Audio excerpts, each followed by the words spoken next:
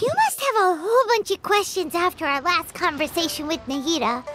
Paimon was ready to ask her a million more questions, but didn't want to seem too pushy.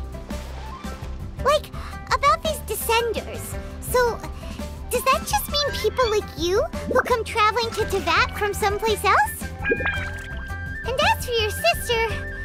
Whew, so many questions. Let's go find Nahida and see what else we can find out.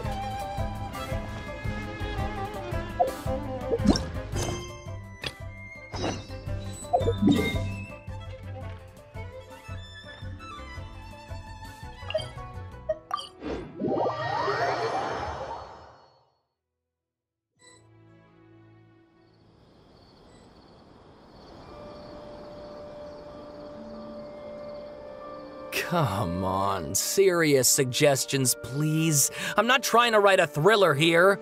It's supposed to be an essay, you understand? An essay. That means facts and logic. Well, if it's facts and logic you're after, you shot yourself in the foot with your choice of research topic, didn't you? The Tatara Suna mystery. When so much remains unexplained, there's little to be objective about. Unless, of course, you restrict yourself to textual criticism. Yeah, well, this is my teacher's area of research. I can't change that. But it's fascinating enough without having to sensationalize it, don't you think? The strange location, the missing details, a mysterious person. I want to write my essay on something interesting, and I'm interested in getting to the bottom of all this. That's the only reason I came to you. Yes, you came to me, so all the more reason to take my advice. The fact is, it's the dramatization that will make people want to read it. There's no getting around that. Okay. Did one of them just mention Tatara Suna? But that's all the way in Inazuma! Is it just Paimon, or is it kinda unusual for someone in Sumeru to want to write a paper about that? Everyone here's just going about their business. Maybe it really is just Paimon. Guess people... Great! Let's go find out what this Tatara Suna mystery is all about.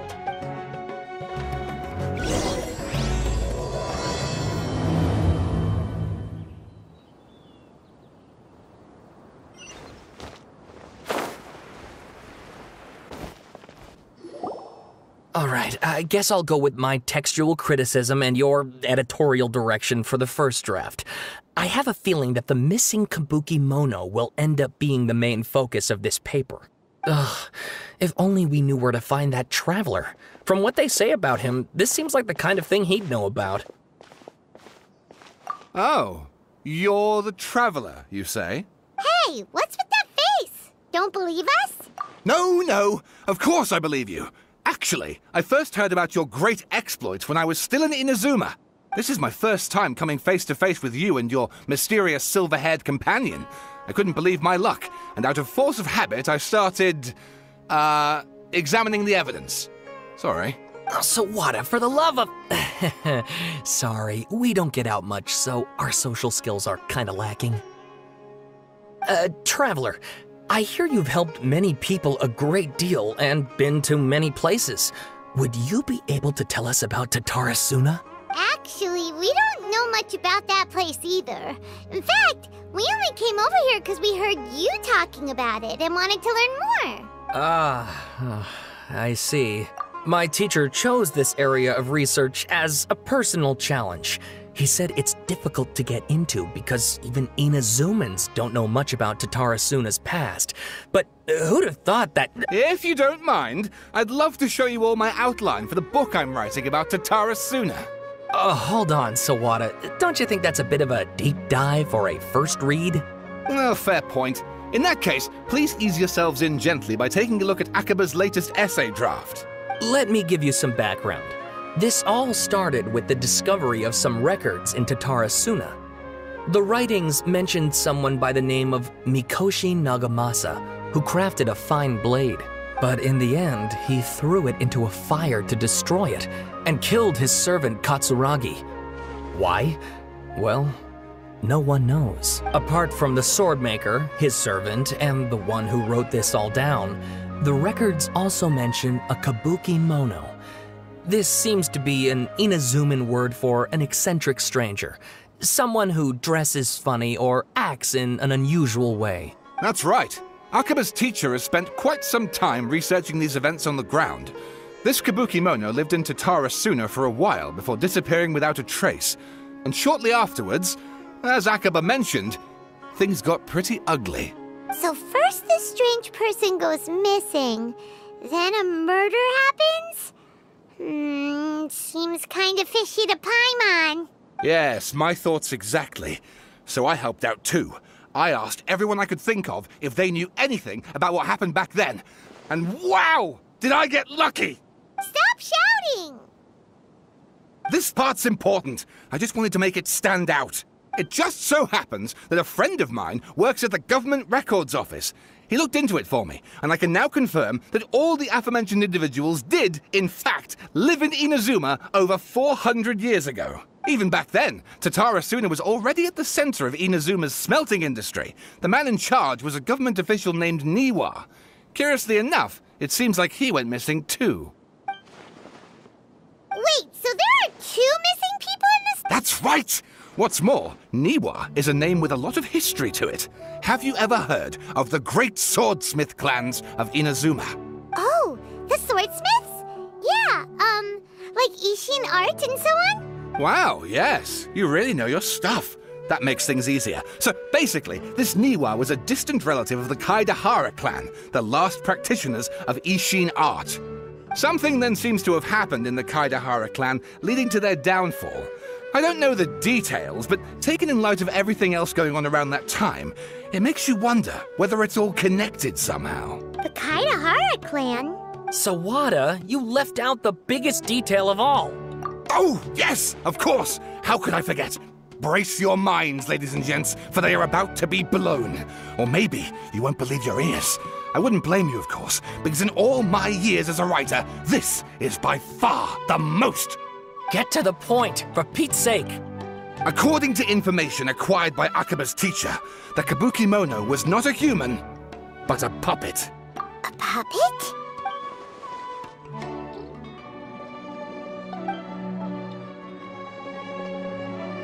Aha! Judging by the looks on your faces, you do know something after all. No!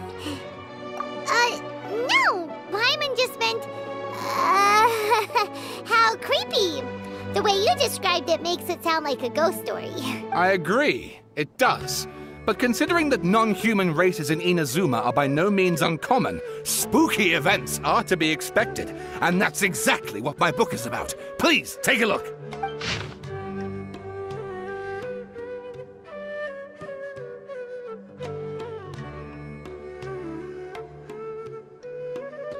Oh, and please read my essay draft as well.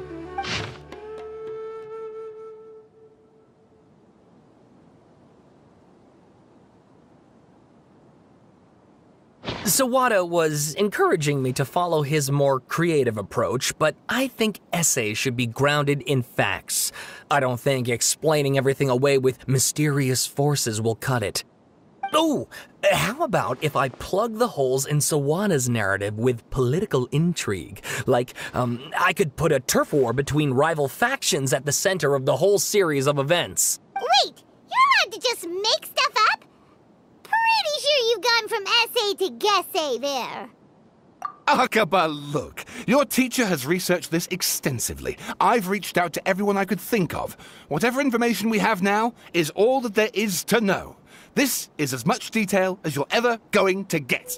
Besides, if there really was a political power struggle going on at anything like the level you seem to be suggesting, what hope would we ever have of finding out the truth? Good point. Okay, back to the drawing board, I guess. Give me some time. I need to find a new angle on this. We have some other stuff to do, so we'll have to say goodbye for now. Good luck with your essay! All right, thank you. If you find out any more info about all this, please do let me know. Thanks so much.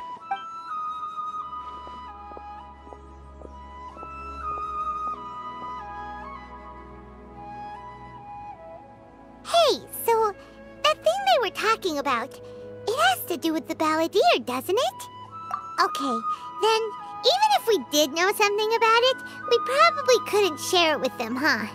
After all, we kicked his butt and got him locked up. Information about people like that is usually super confidential, isn't it? If you ask Paimon, Akaba should just pick a different topic. There must be as many essay topics as there are trees in the forest. There's no point in...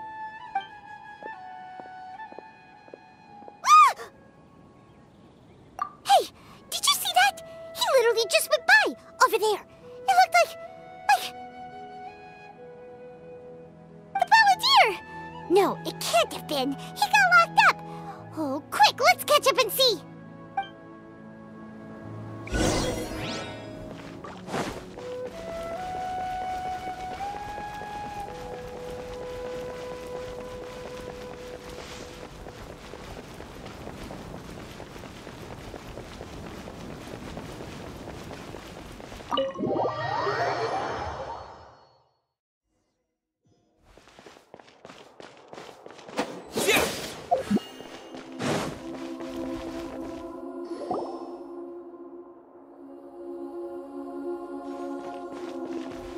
Traveler, Paimon, there you are. Nahida! Bad news. We just saw the Balladeer strolling around in public. Did he escape or... Ah! It's him! Sure enough. You're here. Hey! What are you doing in the sanctuary of Surasthana? Aren't you supposed to be locked up? I know you must have a lot of questions. Please, allow me to explain. It was my idea to set the Balladeer free. We made a deal, and he's gonna do some investigation in Irminsul for me. A deal? Huh. You sure you trust this guy? What did you expect? Why do you think Sumeru would keep me around otherwise? Or maybe killing me is all you can think about. But if that's the case, why haven't you done it already? Don't flatter yourself. It was... Nahida said there's still some mysteries in you to figure out. Ah, so if it were up to you, you'd finish the job? Guess I had you all wrong. There I was thinking you were just getting cold feet. Well, that escalated quickly. Not a good start. Could I ask you all to please calm down? But Paimon's worried about you, Nahida. Don't let him trick you. It's not every day you see people questioning the God of Wisdom's judgment. Just when you think you've seen it all. Don't you dare try to drive a wedge between us! As long as the terms are reasonable, I don't think there's a problem in making a deal. Even with the Balladeer. Well, I for one have no reason to doubt you, considering you even struck a deal with the doctor. Yes, one in which I gained valuable information. You'll come to understand more about that in the fullness of time. The Balladeer's power was all but completely spent after your battle. He's no longer strong enough to be a strategic threat to us. That plus, he's a former Harbinger with knowledge of many of the Fatui's sensitive secrets. Being stuck here in Sumeru could make him a sitting duck, depending on how the Fatui plan to respond. Wait a second. Former? You mean he's not a Harbinger anymore? I take no pleasure in saying this, but it seems as if the doctor had no intention of welcoming back a loser, so... Sometimes it's you using them, other times it's them using you. Most human relationships are this way. Certainly all the stable ones are. That's how it was between me and the Fatui, and also between each of the Harbingers. So as long as you have some value to offer, nobody will ever abandon you. But after recent events, even I have to admit that I'm not worth quite what I used to be. Well, if the Fatui are gonna reevaluate my utility, I need to have a backup plan for myself. As we discussed, I don't like causing harm to living beings, and you said you need protection. So, why not join forces with us? I think these two have made their objection to that idea fairly clear, don't you? And they're your friends, so I guess you'll be siding with them. Yeah, obviously! Nahida, don't listen to him! Then let's put that discussion to the side for now. We still have time. Today can be a trial run. Where we go from here will depend on how well we manage to cooperate today. All right. Then I'll do what we agreed. Good. Go now, and keep in touch. Nahida, are you serious about this? Yes. I have my reasons for this decision. In fact, I'm largely doing it for your benefit. Yes. As I told you once before, there's information about your twin in Irminsul. Oh, yeah. Actually, that's the whole reason we came to see you today. So, you have an update on that? Mm-hmm. You may remember me mentioning that the Fatui had not included your twin's details in the Descender category. This is an extremely important point. It's possible that the Fatui have other information that even I don't know about. And since the Balladeer used to be one of them, he'll be better acquainted with this information than I am. He was granted the power to connect with Irminsul when he almost became the god of a new era. Even though he no longer has the Gnosis, some traces of its power remain in him. He can still connect. The amount of information in Irminsul is vast beyond description. Sifting through all of it without knowing what to look for would take too long, so I asked the Balladeer to search in Irminsul for any information about the Descenders. He's more familiar with this kind of information, and should be able to find it more quickly. Exactly! Or what if... Paimon just doesn't trust him! He's treated us as enemies every time we've run into him! I understand. But sometimes, everything is dictated by which side you're on. How things will go in the future depends on what information he brings back. And Traveler, I know what your heart desires most of all. Our minds have connected several times before. There is a corner of your heart reserved for an intense longing. A feeling of being all alone in the dark, searching for the one candle whose light still burns. As Sumeru's deity, it is my responsibility to be on guard against the Balladeer. But as someone who counts you as a friend, I want to do something for you. If this deal with the Balladeer can give you the answers you've been longing to find, then it's worth it. It's my pleasure, really. You're Sumeru's hero. You've more than earned it. Paimon's still worried about this idea. Is there anything we can do to help?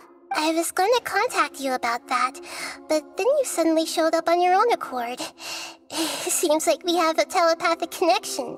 In fact, I was going to ask you to supervise the Balladeer on my behalf while he carries out the task I assigned. Even though he only has a fraction of his full power left, that's still a fraction of a former Harbinger. If you could accompany him, it would put my mind at ease. Of course, I'll be there to help guide you through Irminsul from the outside. Great, thank you. Prepare yourselves. I'm going to transport you into Irminsul. Wow, it looks pretty different here compared to last time. The colors are gentler. Guess that must be because Sumeru's at peace now.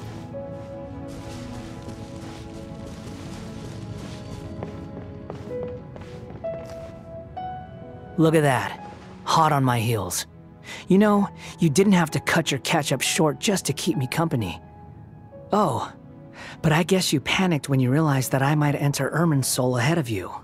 Shut your beak, jailbird! No way a prisoner gets to be so smug!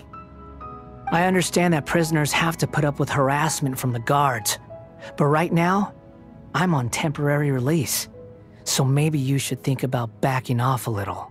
Sounds like a successful rendezvous. I need to be quite clear about something. In a few moments, you'll be entering into the innermost region of Irminsul. It is an environment like no other, and the most important place in all of Sumeru. Unlike anywhere else, Irminsul's inner region consists exclusively of torrents of information. You must put aside your differences and be extremely careful as you navigate your way through.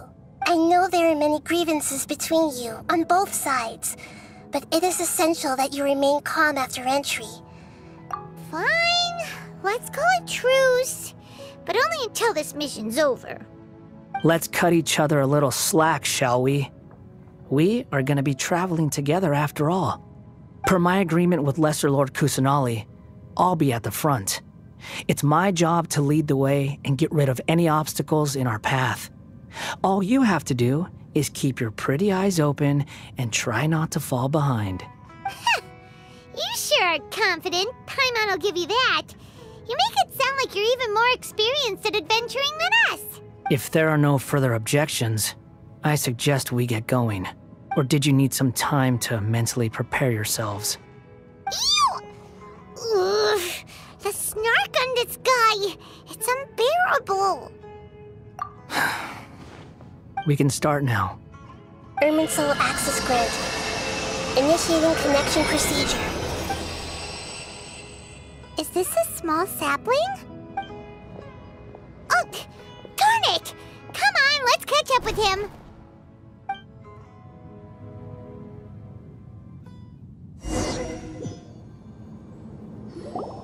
Wow! So this is the inside of Irminsul. Ooh! Paimon's never seen anything like this. And it feels like a sacred place. Irminsul is closely intertwined with the entirety of Teyvat. Every bit of information flowing here means something. Pick your jaws up off the floor. It's time to go.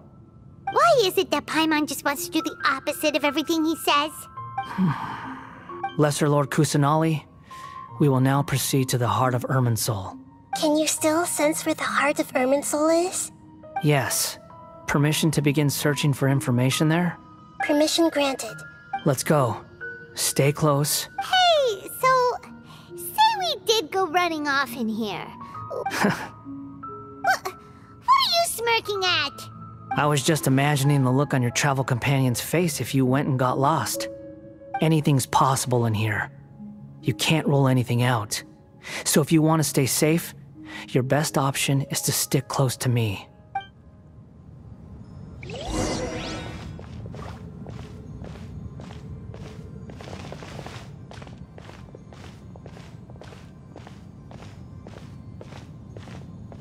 These sapling things have spread out.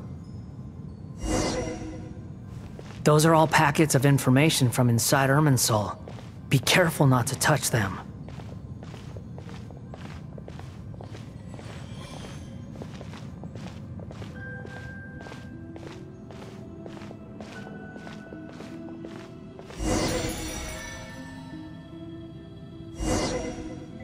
It looks the same in every direction.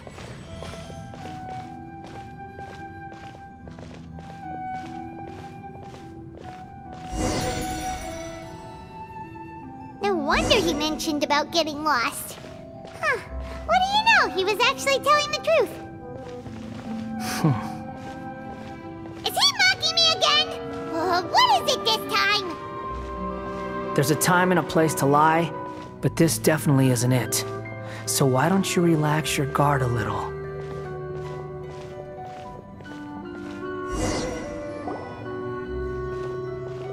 We're here. What a huge tree!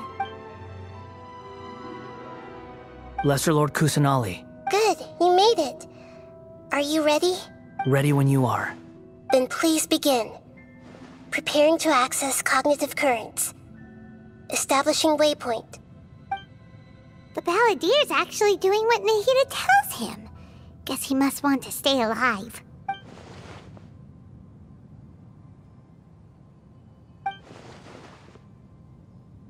The rest is up to you.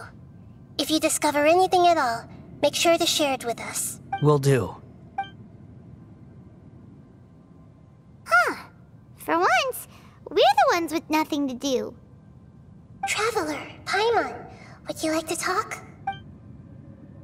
Yes, I've also invited Paimon to join. Huh? What the? We can talk to each other inside our heads? That's part of it. Plus, we're all friends. There's nothing wrong with us talking like this once in a while. Paimon's never tried this before. This is great! So, Paimon's been wanting to ask you something. Don't you think the Balladeer's a bit of a walking contradiction? He's always talking back, but he seems to listen to what you say. As I've told you before, there are still some mysteries for him to resolve. Things that are clear as day to me, but that he has yet to understand. Perhaps today will be the day that he finds some answers. Well done. Smart and attentive as always.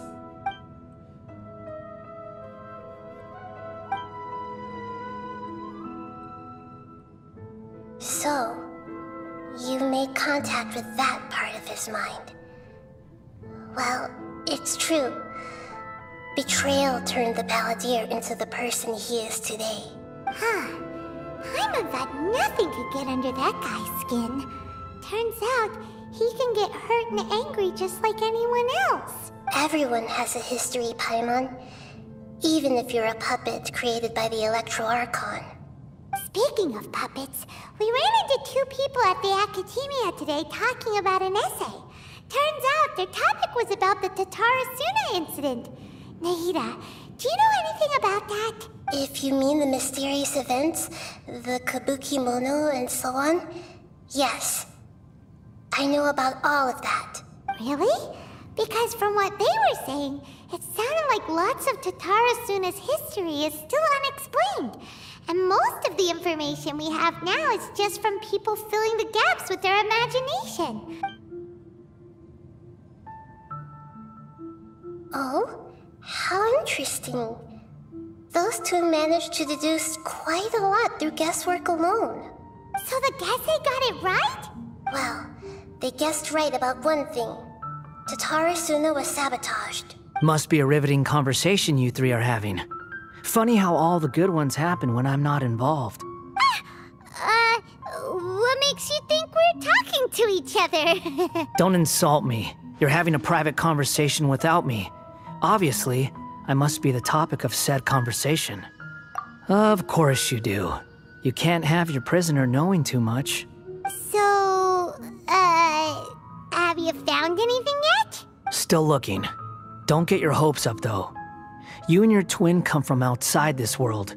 It wouldn't surprise me if there was nothing on either of you in Irminsul at all. Wait! How did you know about that?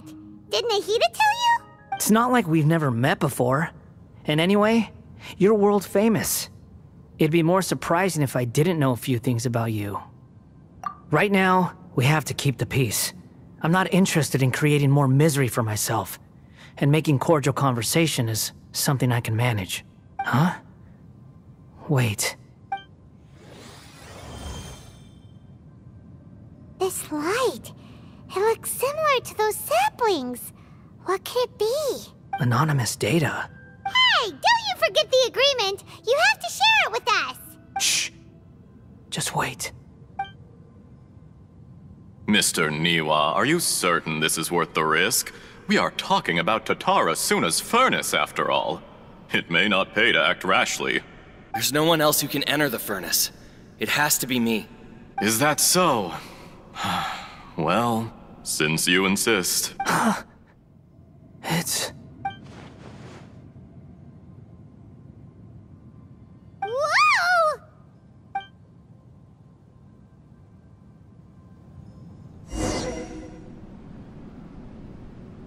I have been in Tatarasuna for some time now. You have shown me great hospitality, as has Mikoshi Nagamasa, and indeed, everyone else. Under your leadership, Tatarasuna is a warm, welcoming place. Like a giant village. People are gainfully employed. Their lives have purpose. They are motivated. As I understand, the Raiden Shogun has, in recent years, eliminated much of the evil that plagued Inazuma. As for Tatarasuna, it was originally established as a means of safely disposing crystal marrow. The forging industry with crystal marrow as a raw material has since flourished, giving rise to generations of swordsmiths. Some world-renowned, others unknown, all passing on their legacy. Skills, blood, dreams. Every smith brought into this trade looks to find their purpose between steel and blade. That is why you accepted the proposal brought to you by myself and Akame. Yes, well, were it not for you coming to Inazuma and happening to make Akame's acquaintance, the two of you never would have joined forces. And he would be the first to admit that there's no way he could have revolutionized our forging process like this on his own.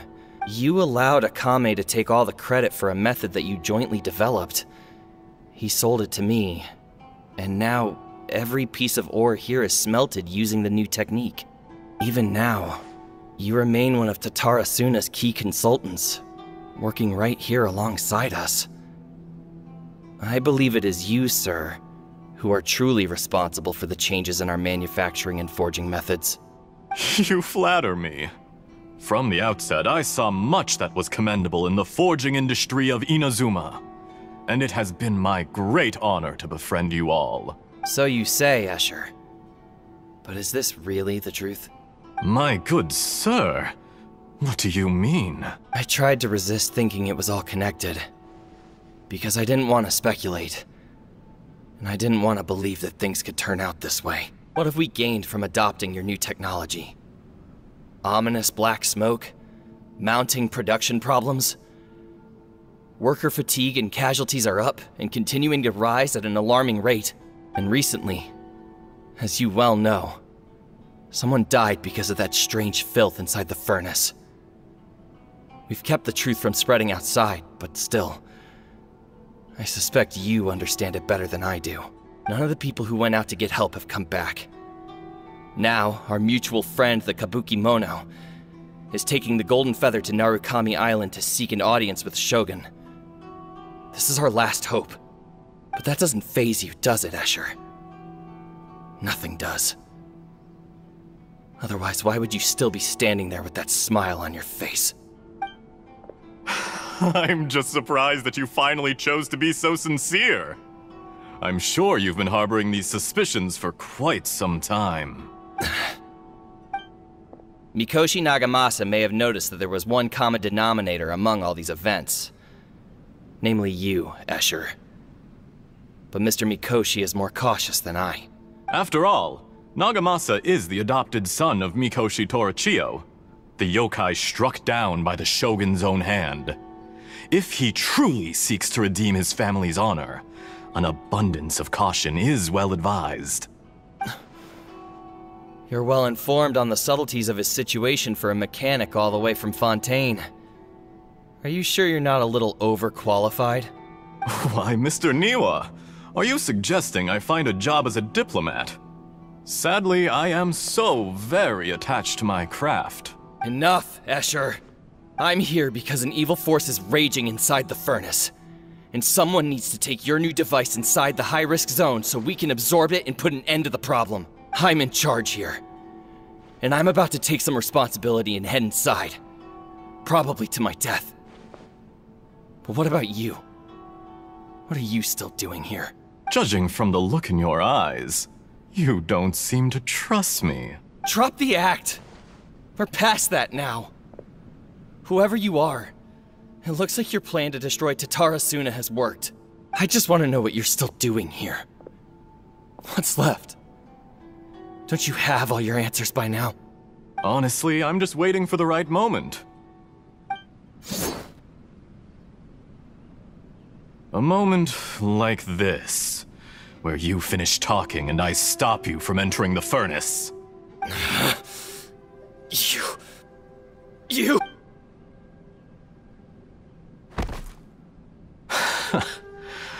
You're a little smarter than I initially gave you credit for. I thought I'd disguised myself exceptionally well, at least for the first few days. But to my surprise, you had your people look into my background right from the start. It's a long journey from Inazuma to Fontaine, but that didn't stop them. Eventually, they managed to confirm that Escher was an alias, and that I was not from Fontaine at all. And yet, despite all of that, you still fail to realize my true identity, and what I seek in Tatara Suna. Did you really think you would be able to see through my plan? If you kill me, there's no one who can get inside the furnace. So you're really going to destroy this place? Is that it? Oh, but you're quite wrong. There is one other person. Some may not see him as a person, but you told him yourself. You're not a puppet. You're a human. You're just missing a heart. Whoever you're working for won't get away with this. They'll be found out. But this makes no sense. What are you really trying to accomplish by all this? It's no trouble at all. Patience is a virtue which I have in abundance. This is all part of a carefully controlled experiment. If you must know, I'm happy to divulge my true identity. I'm a Fatui Harbinger. Call me the Doctor. The Fatui? Who? What do you want? Just to create a minor inconvenience for your nation. That's it? That's why you gave us your cursed technology? Just to let loose the evil energy from the crystal marrow? Look how even the righteous soul is filled with venom when faced with its demise. My device functions precisely as you say. It is the only chance you have of preventing a catastrophe and keeping the truth from the outside world. However, I did not make it with you in mind. It is easier for a person to be possessed by evil spirits when they are filled with hate. So give in to your fury. I want to see what happens when a malevolent heart is placed into an unsuspecting puppet. Make no mistake, even without you, that pure, innocent puppet would only end up being used by someone else instead. What other reason would a human have for befriending one who is not of our kind?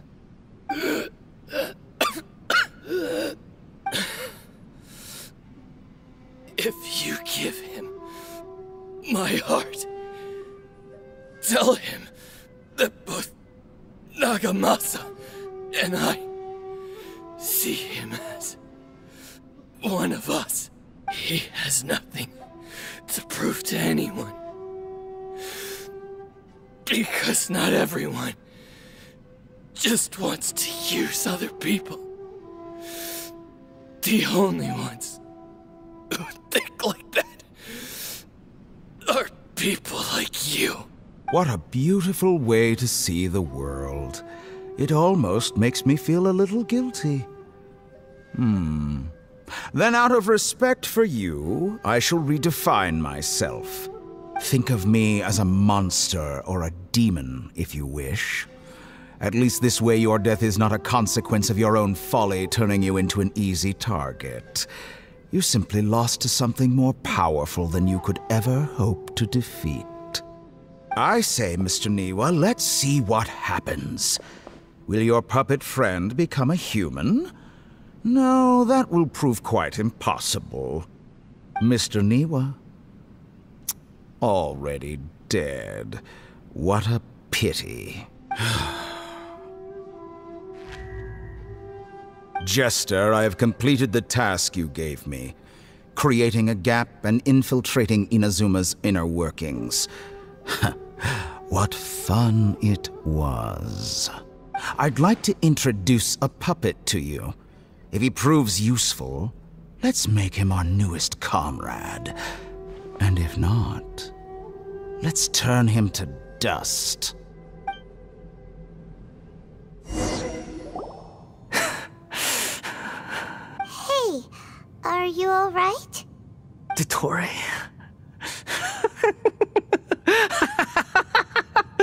Dottore!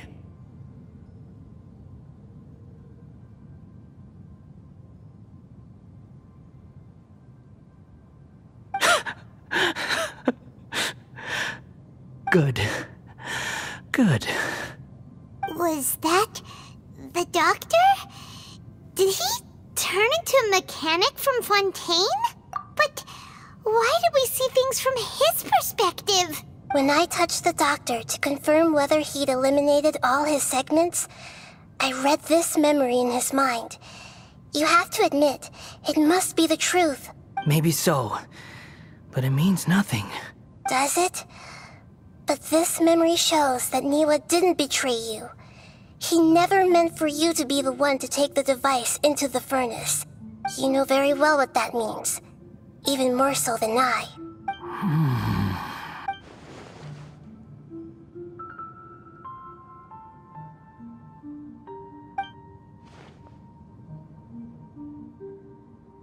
Let's give him some space. He looks really mad. Paimon doesn't want to be anywhere near him right now. We need to give him some time to process his emotions. Paimon's still confused about the Tatarasuna incident. So, the doctor was behind it, but why has that gotten him so worked up? Nobody has ever deceived you like that, Paimon. It's natural that you find it difficult to understand. Perhaps he needed to learn this someday. So now you have the complete picture. Katsuragi took the kabuki mono to live with the people of Tatarasuna. Later, the doctor showed up, disguised as the mechanic from Fontaine. And that's when the trouble began. It was all a horrific experiment planned by the doctor. Everything he did was just to plant seeds of disaster in Inazuma that would bear fruit in the future. Of all the unwitting participants in the doctor's experiment, the balladeer became the main test subject. After the events you just saw in that memory, the doctor put Niwa's heart into the device and handed it to the balladeer. Then, he instructed him to enter the furnace and absorb all the filth caused by the smelting process. The load was far beyond what he expected, but the balladeer survived. He left the furnace in sheer exhaustion and said to the mechanic, "This device seems to have protected me. What's in it?" The mechanic answered, "Niwa fled this place for fear of punishment, but he left you a gift. He said it's the one thing that you've been looking for." He took it straight from the chest of one of his innocent servants. The mechanic removed the withered heart from the device as he spoke.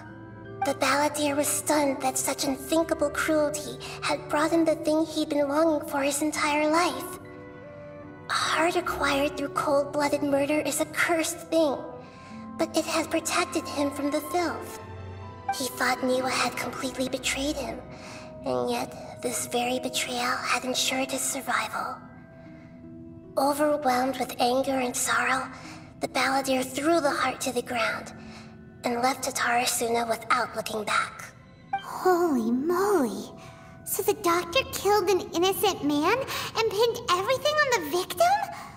That's terrible!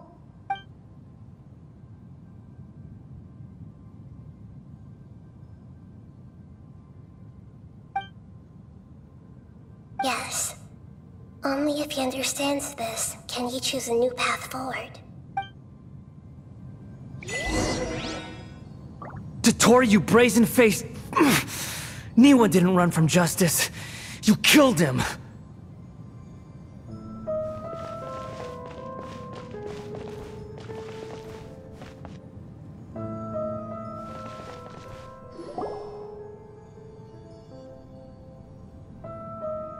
Shall we see how he's doing?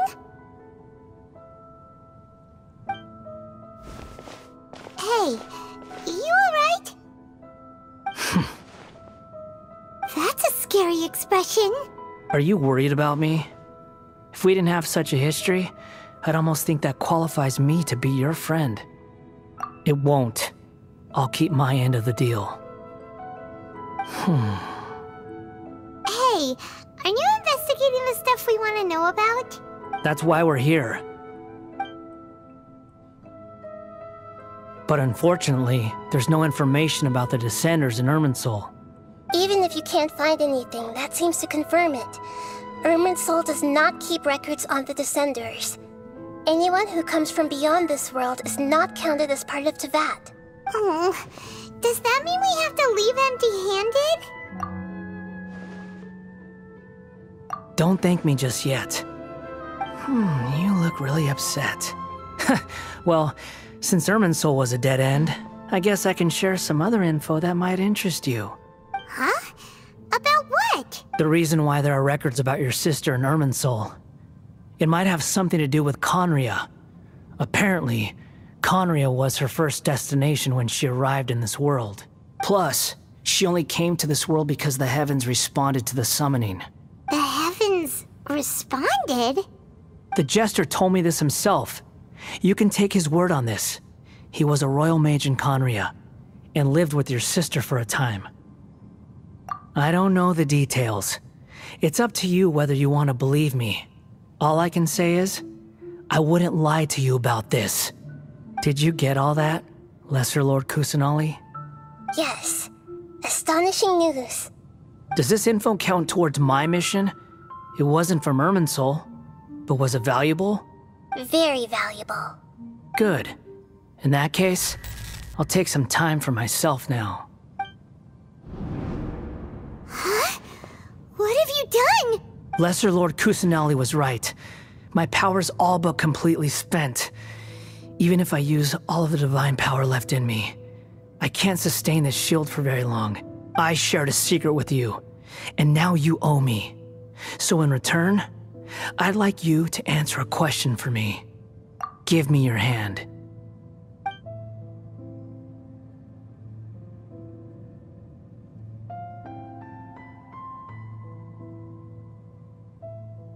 Can you hear my voice inside your head? No, I can't do anything like that anymore. At most, all I can do is exchange a few words with you. So tell me, in this world, is it possible to change the past? Done. Huh? What the? What happened? Paimon only saw you hold hands for a second. Nothing. I was just thanking him for helping me.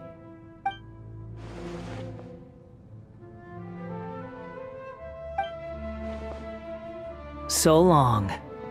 I suggest you get yourselves out of here quickly. Where are you going? Hey, wait up! Didn't you say not to go running off? Fast reaction time. But I don't think we'll be seeing each other again. From this day forth, the names Balladeer and Kabukimono will cease to exist. Those who died in Tatarasuna because of me deserve another chance at life. Hey, Balladeer! Don't do anything stupid! You know, I never did like insects. Hordes of the puny things swarming together can be a real nuisance. And I enjoy nothing more than to stamp them out like the pests they are. But if a colony of harmless ants isn't threatening anyone, I guess they deserve to be left alone. Luckily, everything can be set right. It's time to solve this once and for all. Balladeer! Balladeer! Uh-oh, he disappeared. Come on, we gotta find him somehow.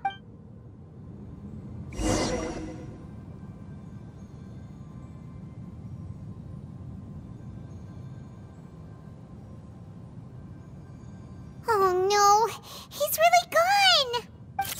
Oh, can you hear me? Nahida! Traveler, Paimon, Balladeer, what happened just now? I was suddenly cut off by some kind of power. It was the Balladeer's fault. He shut you out! I didn't think he'd be capable of something like that with so little power left. Did he keep some of his power hidden when he was defeated? Or did he achieve something beyond his abilities, and it took everything he had? Where the heck did he go? Ugh, it's all our fault. We were supposed to keep an eye on him. Don't be. It's not your fault.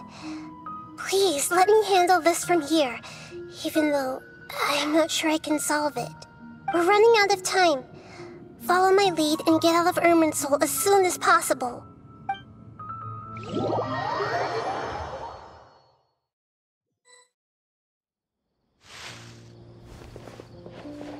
We're out! And we're at, an inn or something? This is an emergency. I'll have to ask you to stay here for now. Everything's arranged, and nobody will disturb you. I'm sorry, but This isn't something I need your help with. Leave this one to me. An emergency? How bad is it? Nahida, will you be okay? Don't worry. If my assessment is correct, though there may be some minor disturbances, it won't lead to a disaster. Please rest and recover your strength here until I say it's safe. Her voice has gone. Paimon can't shake the feeling that something really big has happened. What do you think the Balladeer meant? And why did he suddenly grab onto you before?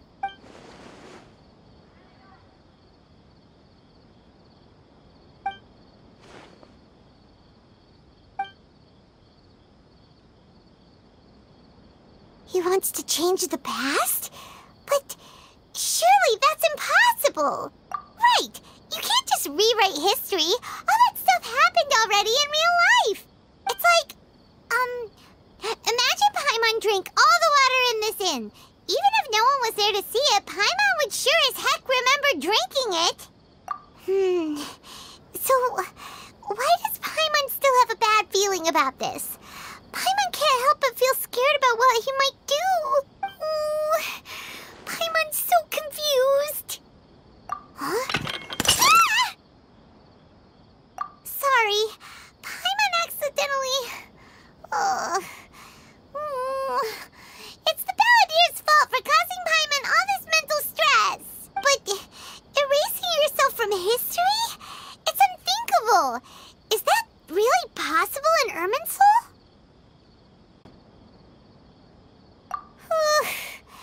Uh-oh. Paimon's head is overheating from trying to understand what he's up to. And it's still not working. Ugh. Paimon's had it with that little brat. He's been nothing but trouble ever since we met him. There's no way he'll actually succeed, right?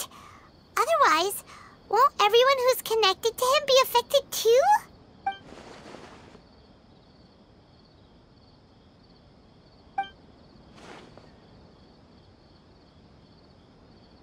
There's nothing we can do about it at this point.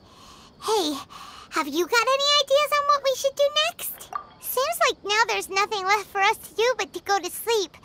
But Paimon's still so worried. Paimon won't be able to sleep a wink tonight. So, how about, we list all our favorite foods to take our mind off things? Heck, if that doesn't work, Paimon's probably gonna collapse of anxiety here. Alright, Paimon will start. First dish. Munstack grilled fish. Oh, and chicken mushroom skewers. Tea break pancakes, cream stew, sauteed matsutake, and Dragon chili chicken, almond tofu, satisfying salad. Oh, also Adeptus Temptation, golden shrimp balls, triple layered consomme, lotus seed and bird egg soup, and...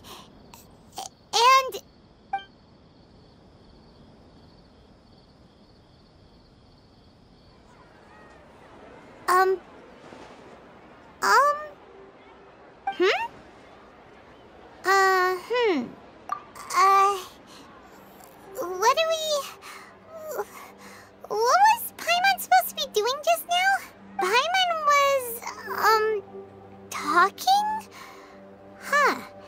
Paimon suddenly can't remember what she was talking about. The Balladeer?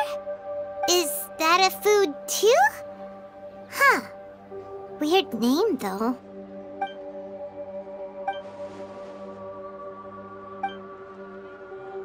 What's wrong? Your eyes are like saucers. Was it something Paimon said? So, the Balladeer. Is that someone's name? 'Cause it sounds like a nickname or something.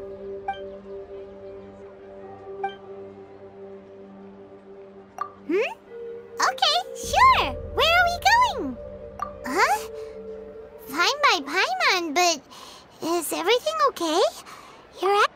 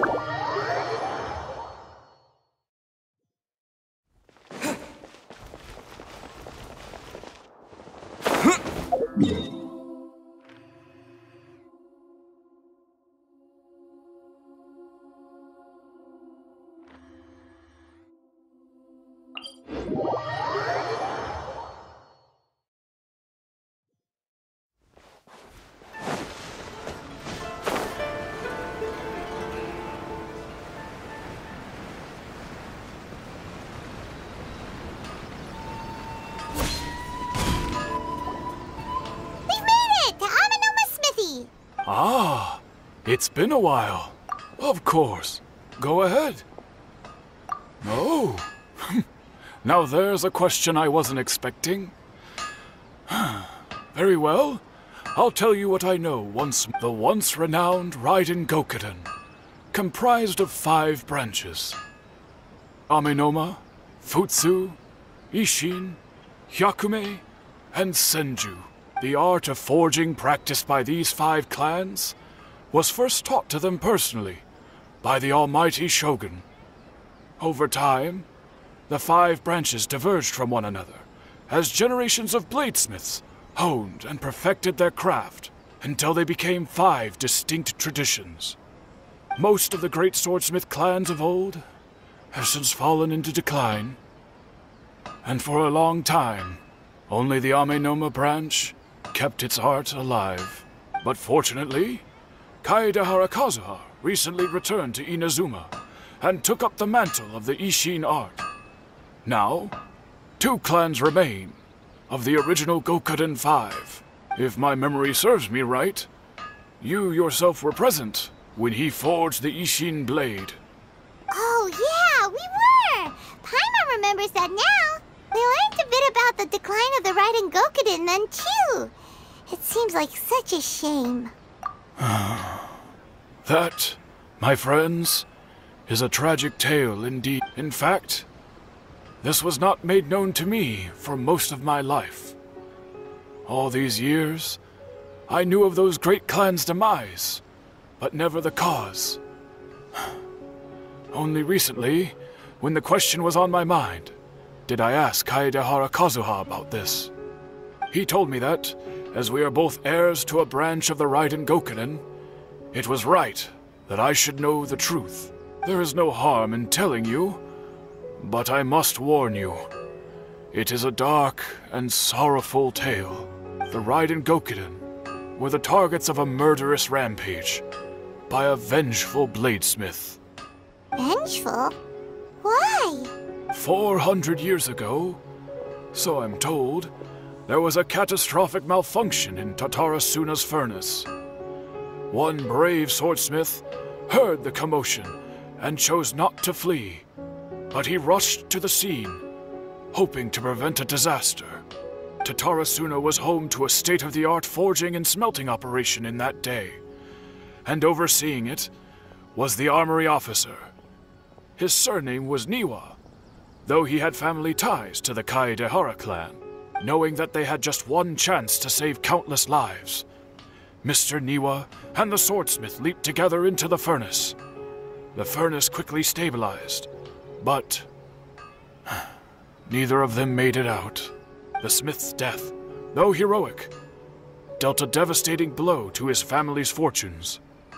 His orphaned son was left to fend for himself, and grew up deeply resentful at the world. In his heart, the whole of Inazuma was culpable in his tragedy. He hated the almighty Shogun for her apparent indifference towards his father's death, and he hated everyone who had done nothing to try and save him. Powerless and destitute, the only legacy he had to pass on to his children was his hatred. Generation after generation bore this grudge, living in utter misery. Alas, if only the story could have ended there. But 100 years ago, the then head of this family reached the end of his wits. He could bear their fate no longer, and yet he could do nothing to change it. Finally, he made a drastic decision to take revenge on the Raiden Gokuden. In doing so, he sought to vent his pent anger and shake the very foundations of Inazuma's forging industry. In his fury, he murdered indiscriminately, killing even bladesmiths from the Hyakume clan which he belonged to. His goal was absolute, the devastation of all of the Raiden Gokuden. But when he came to the Kaedehara and Kamisato clans, his killing spree came to an abrupt end. He failed to catch them unawares. They fought back fiercely, and they did not spare his life. That is why the Kaedehara clan and their Ishin art survived that day. I suppose they were the lucky ones, under the dire circumstances.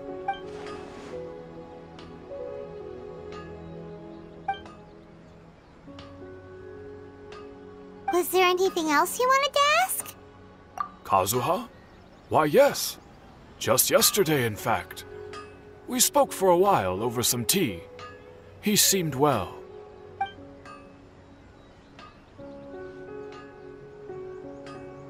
My pleasure. Don't tell Paimon. There are other places you want to visit too, right?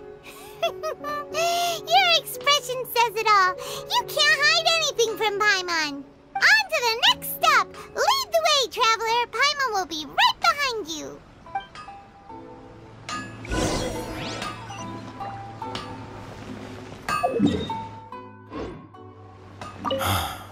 Whenever I'm reminded of what happened back then, it always weighs on my heart.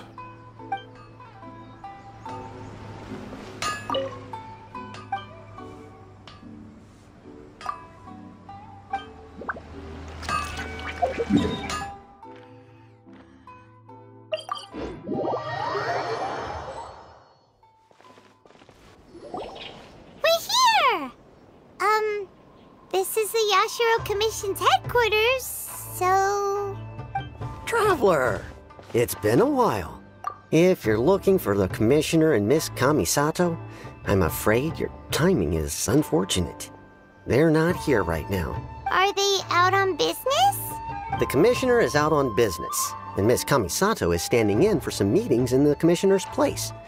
If it's urgent, you're welcome to wait inside until they get back. What do you think? Shall we go in? If it were anyone else, I couldn't allow it. But seeing as you're so close with the Commissioner and Miss Kamisato, I think it should be okay. We'll be heading in then. Thanks!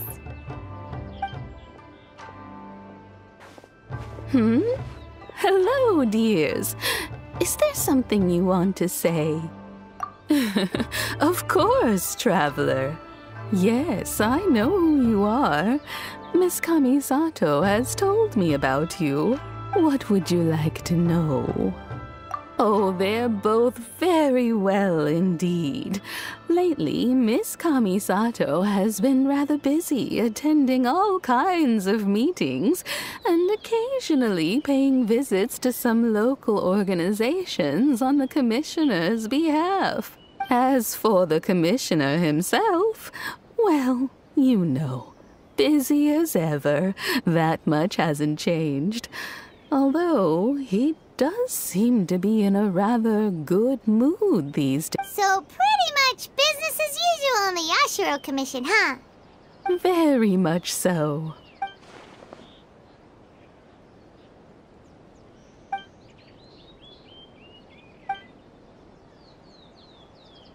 Well, got any more questions? You're very welcome. In fact, I would love nothing more than for you to come and visit more often. But I'm sure you must be far too busy to have time for that. Miss Kamisato talks about you all the time. She seems so thrilled to have you as a friend, and she's always saying how talented you are and how much she admires you. I must say, many things in Inazuma seem to have taken a turn for the better since you arrived here. So you're not just Miss Kamisato's knight in shining armor, you know. I mean it. Whenever the Commissioner dines at home, Toma always joins him. I always find myself at my most relaxed when I'm serving the two of them and listening to them chat away. The commissioner has such a busy schedule that he doesn't always have the chance to take his meals at home. But given the opportunity, he always prefers to dine here.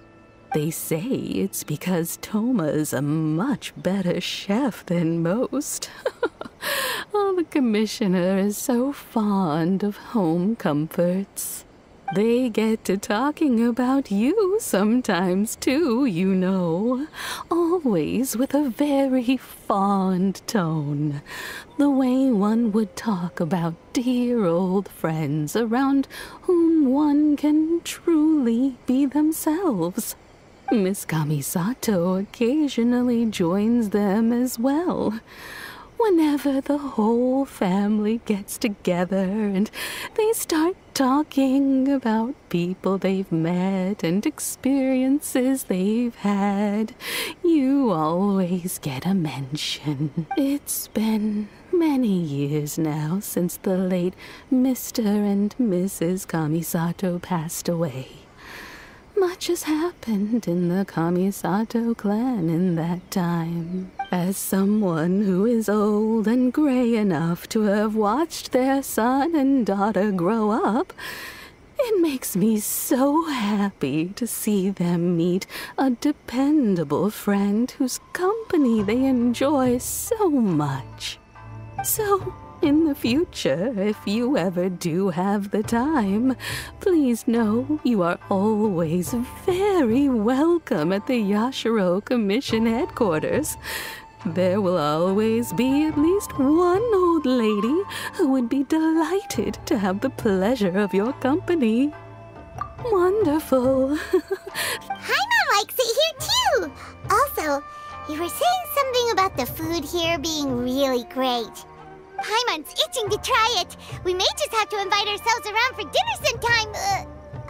Paimon meant we should come pay a visit again real soon. Ideally around dinner time. Of course. You're always welcome. Alright, goodbye for now. Where are we going next? Great! Goodbye, ma'am! Don't worry, we'll see ourselves out. All right, then. Take care now. Hope to see you soon. Oh, are you two leaving already? Yep, everything's taken care of now. Don't worry. Very well. Safe travels. Goodbye. Safe travels. Goodbye.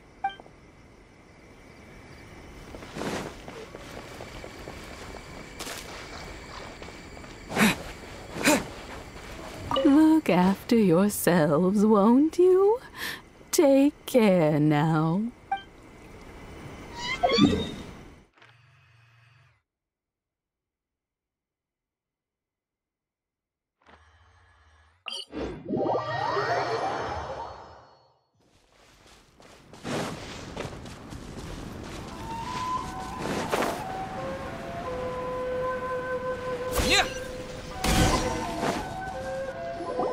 Well, here we are. But what are we looking for? Something or someone? Do my eyes deceive me, or is that the Traveler and Paimon? Xavier, what are you doing here? I was in the general area, and now I'm in this specific area. There, that's me. So what about you two? We have some questions and thought you might be able to help. Certainly do. I've researched the furnace here in some depth. If there's anything you want to know, just ask away. Like the back of my hand. Make no mistake, I have been here a good many times before. Not only that, but I've met people in Inazuma whose families used to live in Tatarasuna years ago. They said it's all true, the history here. Oh, well, it's a long story, don't you know? The tale of Tatarasuna starts a long time ago. I'm told that its history is one of the most foremost forging and smelting operations in the nation, goes back around 1,000 years. Still, the furnace has had a couple of serious maintenance issues along the way. A couple? When exactly? One was just in the last few years, the other was several hundred years ago. A fun fact, I'm not the first Fontaine tech guy to come and work on it either. There was a guy back then too. They say he was a mechanic who consulted on a technology upgrade. It seems like the technological collaboration between our two nations goes back a long way. How about that? Hey, weren't you gonna ask Xavier something about Tatarasuna? Come on, ask already. Oh, I didn't realize you two were here for a history lesson. Me neither. Paimon doesn't know what's gotten into this one today. Feels like we've been preparing for a history exam or something. What brought this on? Did you just wake up today with a sudden burning desire for historical knowledge? Sure, go ahead. A kabuki mono? No, I can't say that I have. I do know the word, Inazuman for those eccentric types who always go around dressed to the nines. Just the sort of person that I'd like to meet, actually. But sadly, I've never had the pleasure, nor have I come across anything to do with a kabuki mono where Tatarasuna is concerned.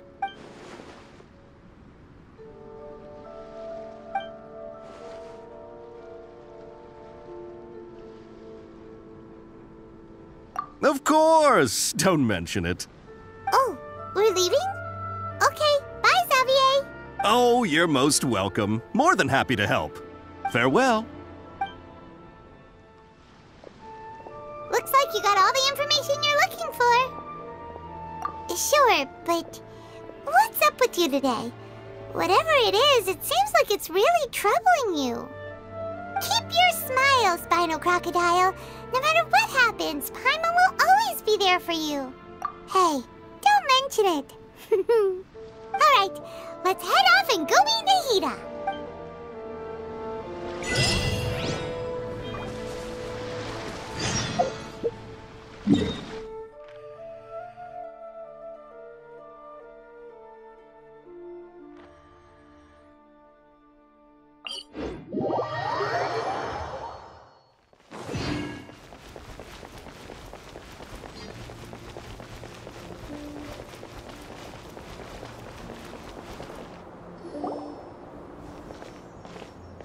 Hey, it's them!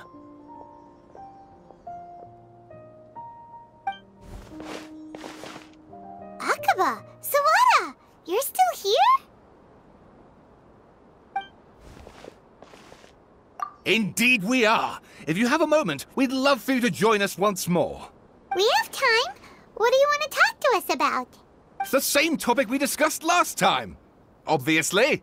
Still looking for more info about Tatarasuna, huh? Should we join them? Unfortunately, we haven't made any real progress. Huh? Oh, of course.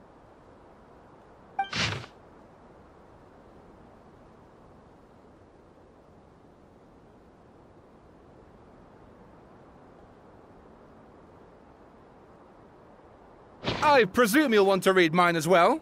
Here.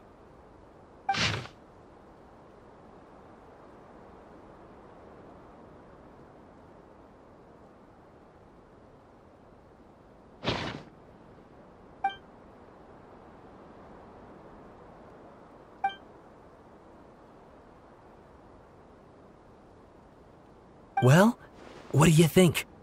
Hey, Traveler. Remember how last time Akaba was saying how he wished he could gather more information about all this? Well, we just got back from Inazuma. So how about we tell them what we learned? What did you find out? Something big? It's a long story. Basically, we have some friends in Inazuma, and... Wow, so many new details. Thank you so much for sharing that with us. Well, well. So it all comes down to one man's desire for revenge. Huh. You heard this from a member of the Amanoma clan, you say? Then I guess it must be true. Ugh. So there's no ghost story here after all. This new information actually lends further credence to my hypothesis. Evidently, swordsmiths were seen as having an incredibly prestigious role in society those days, to the extent that harming them was conceived of, at least by the perpetrator, as a way of exacting revenge against those in power. Yes, okay, point taken, you were right. But that doesn't mean I can't carry on with my novel. And they're back at it. These guys are really into this. Oh, so sorry. Look at us, prattling on about our projects and ignoring you. Thank you so much for the information. You're welcome. See ya. Keep us in the loop if you find out anything else. Will do. Great! I can finally move forward with my novel. But what a sad story. I don't know what I was expecting, but I never would have guessed this.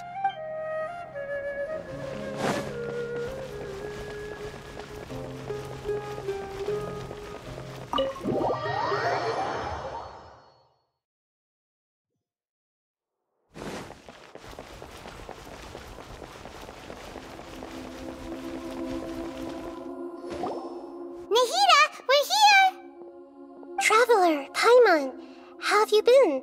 Ugh, where to start? Paimon hasn't had a moment's rest this whole time. That night, we ended up chatting and chatting until suddenly the sun was up. And then he decided he wanted to go to Inazuma. The Balladeer? It sounds like some kind of code name. You look troubled. Is there something you need to tell me?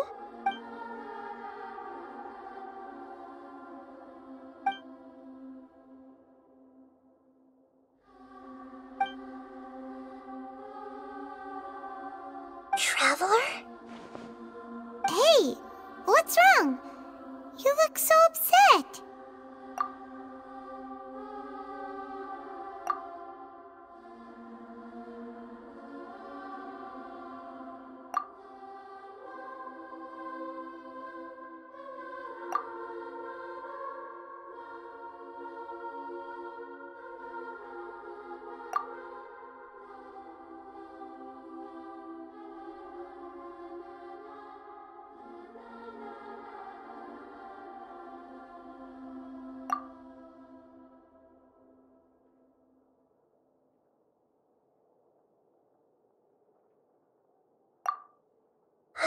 That's quite a story.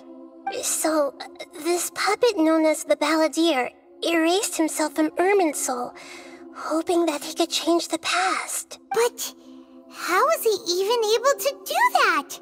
As the Traveler said, he very nearly became Sumeru's deity. Admittedly, I remember it a little differently. I don't recall finding anyone inside the machine after we defeated it. Nevertheless, it does make sense. If someone were to successfully erase themselves from Irminsul, the world would change to reflect the new reality. So, you believe this person really existed, and we just don't remember him because... well, because he literally changed the world? Yes. Theoretically speaking, it is possible to do this. But I'm struggling to imagine the kind of person who would dare go through with it. The Traveler comes from a world beyond Tevat. That's why there's no information about him in Irminsul, and it also explains why any changes to Irminsul wouldn't affect him. So if there's anyone in the world capable of retaining memories from a past that has been rewritten, it's you. It's quite incredible when you think about it. Paimon's having a hard time understanding this Balladeer guy's motivations. Why did he do it? I can only make inferences based on the information we've been given. As for what kind of person he was, only you remember that.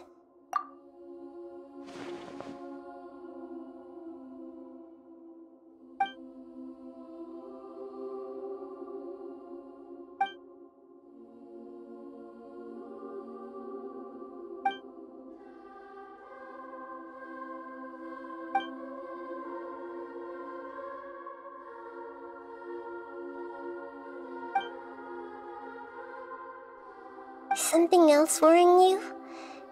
Something that you can't share? it couldn't change the fate of the ones who had died, right? Once the balladeer realized he hadn't been betrayed after all, it must have completely changed his view of the people of Tatarasuna. Now he saw them as friends again. He couldn't keep hating humans after that. And if he thought there was a chance he could save his old friends, it would be hard not to try. This story makes sense. The balladeer tried to achieve godhood with the doctor's help. He was unsuccessful, but retained the power to connect with Irminsul. That power then enabled him to change what was recorded in Irminsul and erase himself, even though he didn't have much strength left. Yeah, it does make sense, but it still ended in tragedy for his friends. It just feels so hopeless. He gave everything to do this, but it seems like he got nothing in return.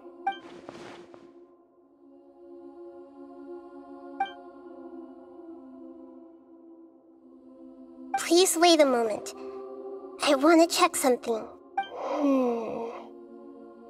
Found it. This should be the one. It turns out that I have a strange way of confirming everything he has told us. What is it? A record from a personal collection. It was tucked away in a corner. You should take a look.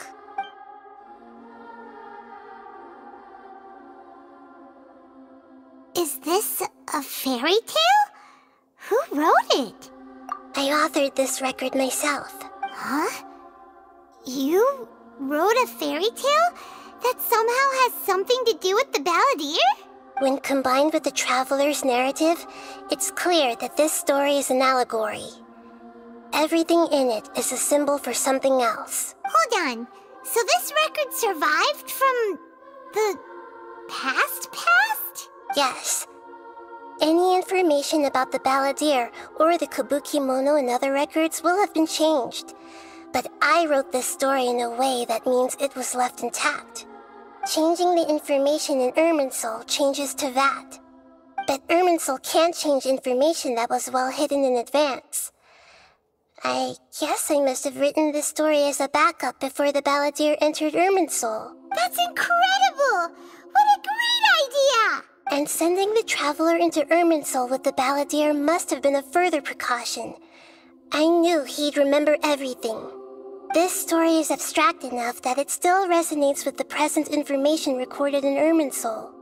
But if we connect all the different pieces together, the true story that emerges is the one he told us, the now erased life of the balladeer.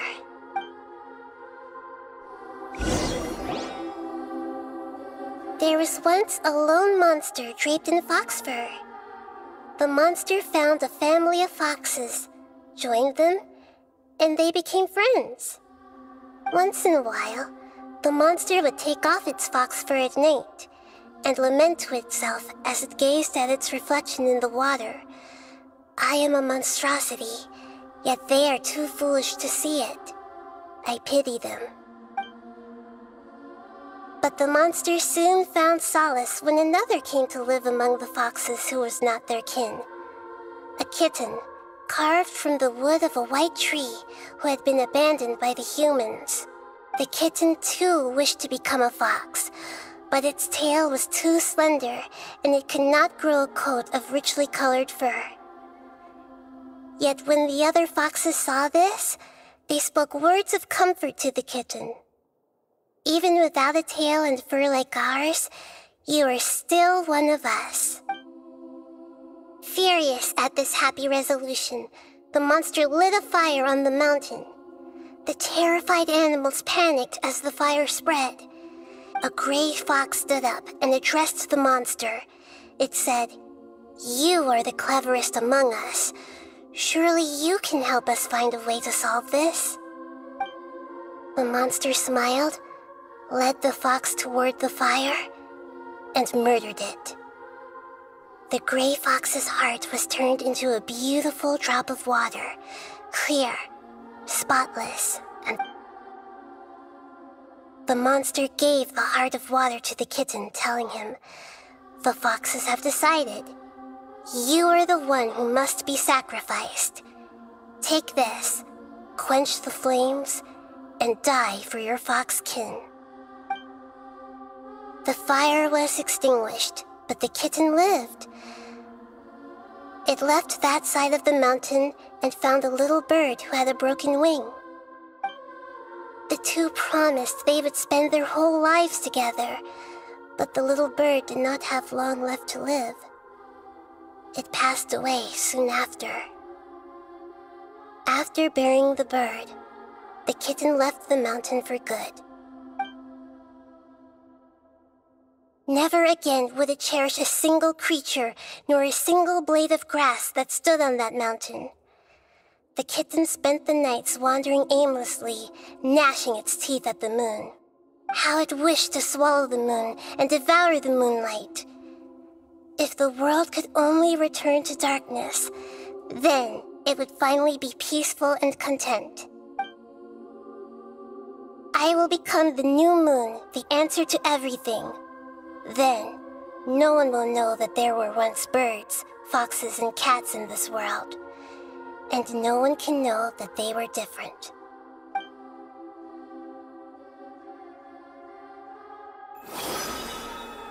We solved it! I remember now. This is not just the Balladeer story. It is his very own memories. I made a backup so that it would be preserved no matter what happened. To become a god, he was experimented on and modified countless times. It was brutal torture, and the only reason he was able to survive is that he was a puppet. This memory was extracted from him by the scholars. Presumably, they kept it to have something to defend themselves with. Creating a deity was just the first step. Some of them wanted to be able to control it. That's why they backed up his memory for later use. I buried it deep inside one of my own dreams, and then hid it inside an allegorical story so that it wouldn't be altered. It's hard to believe that this person really existed, let alone that he tried to get rid of us on more than one occasion. Paimon has no memory of him at all.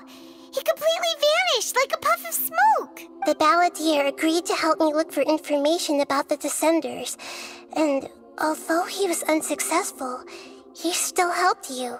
Before he vanished, he confirmed an important detail, that Conria was where your twin first came into this world. We still don't know how the change to Irminsul will affect the senior ranks of the Fatui, but in all likelihood, they won't even remember their own Harbinger. It sounds like Paimon wouldn't like this guy a whole lot if he was still around. But still, Paimon doesn't like the way it all ended that much better. This is why wisdom alone cannot answer all our questions. We look, we see, and we comprehend, but the question still troubles us. So the answer is not everything. People yearn to find the truth and then conquer the troubles they face. When you give someone the truth, you give them a chance to choose their own destiny. To others looking on, this may seem like a pointless endeavor, but for him, the chance to act on his desire to disappear must have meant a lot. Never forget that even when we walk beneath dark clouds along a road filled with suffering, the light of wisdom is always there, guiding us toward a better destination. And that is what you have been doing all along.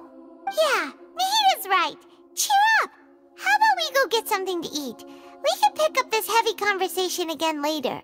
Good idea. Paimon, why don't you take him out for a walk to clear his head?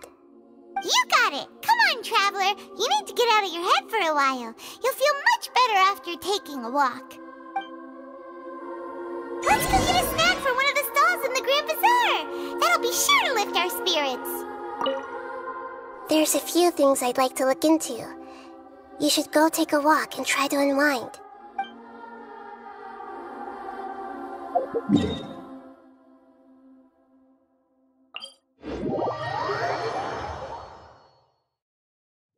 It must be really tough being the only one who remembers all that. But Paimon's always here to help cheer you up.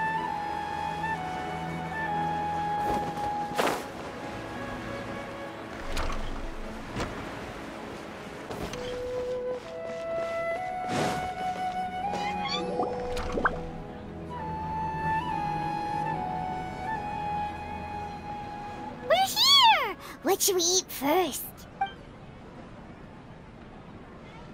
Hey, are you gonna answer or what?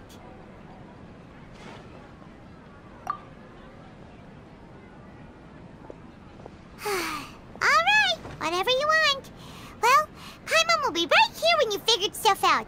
Then we can get something to eat.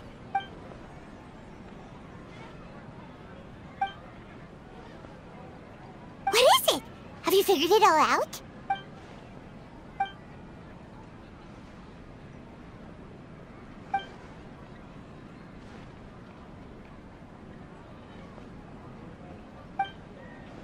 Why'd you jump up all of a sudden?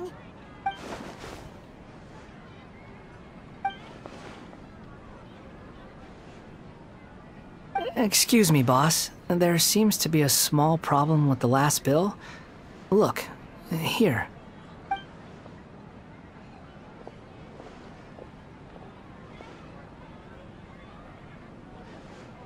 Hey! Hey, wait! You mean me? No, not you. That kid! Didn't you see? Little rascal grabbed my last 2 fresh Sunsettias and ran off.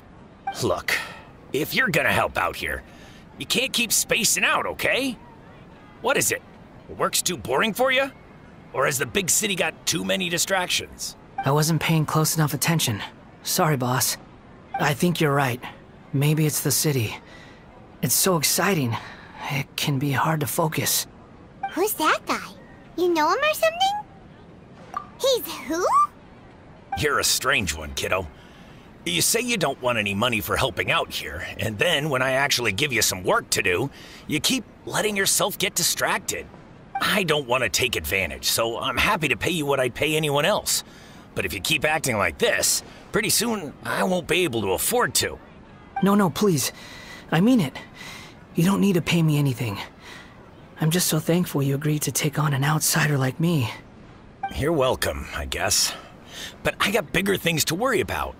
Look, we're all out of Sunsettias, and I promised the lady down the street I'd deliver a fruit bowl this evening. Leave it to me. I'll find some more. Just a moment. I'll be right back. Stop. I'm gonna level with you, kiddo. I've never met a worker who said they didn't want a wage before. And at first, I got greedy. Couldn't believe my luck. But I figured you'd start asking for something in return eventually. You don't want money. You don't take days off. And in your free time, all I see you do is wander around, taking in the sights. Are you a drifter or something? That's right, I am. We can talk more about that later. First, let me get those fruits you needed.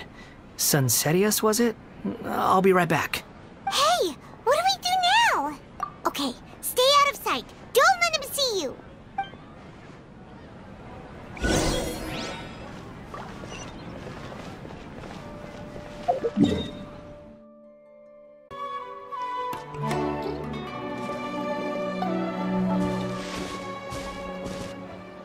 Yeah, this'll do. Even though you say he's the balladeer, what are we planning on doing? Stealing his Sunsettias? Isn't that a bit too cruel? Oh, all right. This should be enough. Guess I should wash them before I take them back. Huh? You two over there. Is there something I can help you with? He spotted us! You've been following me all the way from the city. I'd have to be blind not to notice. Have we met before? No, we haven't met. But you know me? I have no recollection. Are you absolutely sure? Sorry, but I just can't take your word for it. A puppet? What makes you think that? Huh? You were right! The look on his face! I guess you do know me after all. That is not something I share with a lot of people. Look, I'm just a wanderer. But seeing as you've gone through all this trouble to track me down, I'm sure whatever it is must be important. Okay, but please let me deliver these goods to my boss first. Are you really working for that guy? He said you don't want any more for it. Yes, I ran into him out in the wilderness during a storm, and he let me take shelter in his cart. In return, I said I'd be his helper for a while. That's oddly nice of you. Let me take these back. Then I'll come with you, okay? Then let's return to the city.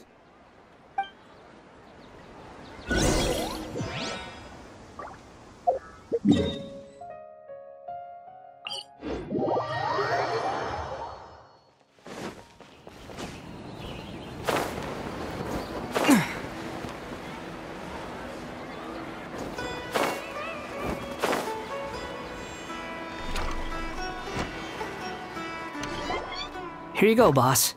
I'll leave them right here. Oh, you really went and picked some more. Who are these two? Something's come up, and they need to borrow me. Sorry, boss. I'm afraid I'll be away from the stall for a while. I was just about to pay you anyway.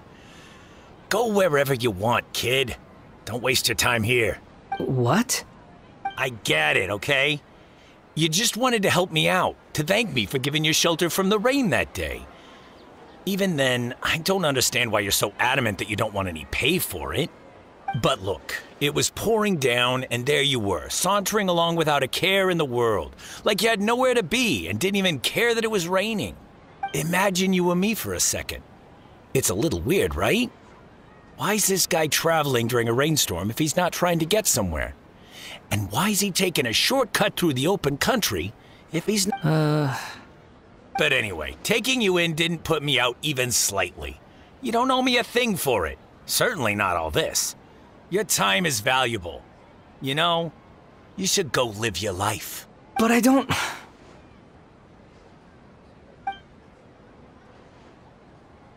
No, you're right. Then I suppose this is where we say goodbye. Thank you again for taking me into the city. Don't mention it, kiddo. I've run into all kinds of characters over the years. Thank you. All right, done. Thanks for waiting for me. We can go now.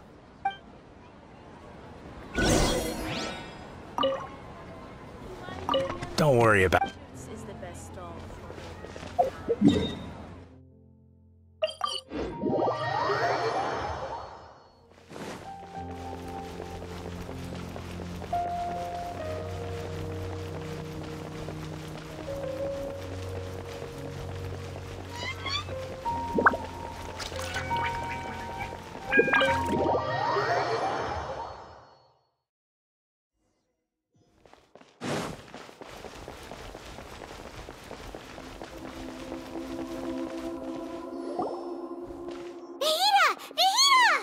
What's wrong? Huh? Are you? Hello. I do apologize for the sudden intrusion. We found this guy in the street, but he doesn't seem to remember anything. So, yeah, quite an eventful walk. You say that you are trekking across Teyvat to train yourself. Many other Inazumans who describe themselves in this way call themselves Shugenja. Why do you refer to yourself as a wanderer? Well, it seems more relevant in my case. To me, it sounds like a plant with no roots. But these two claim that they know me, and that I have a hidden past unknown even to myself. I wouldn't call it the past, but rather... this is a difficult one to explain. I don't like to rely on using terms like this often, but in your case, it seems that it ought to be called previous incarnation. Oh, like a past life or something? Yes, something far more distant than the past. So far away that you cannot perceive it. Okay, I have to ask. What was I like in my previous incarnation? Oh, okay. You want to tell me, but you can't bring yourselves to say it. Looks like I didn't have the most wonderful existence in my previous incarnation. If it's that difficult to talk about, I have no doubt it will be just as difficult to hear, but I'll be able to handle it. Please, tell me the truth. Is truth something you care a lot about? Yes. Then I'll be straight with you. In your previous incarnation, you did many things that would be considered evil. You nearly died because of what other people did, and many died because of you. As a non-human being, you hated gods and humans alike. You drifted from place to place, never able to settle, even where you found status and identity. You adamantly believed that you were missing a heart. Actions rooted in persistence sometimes bear bitter fruit. Sometimes, you have to let parts of yourself go, or you'll never be happy.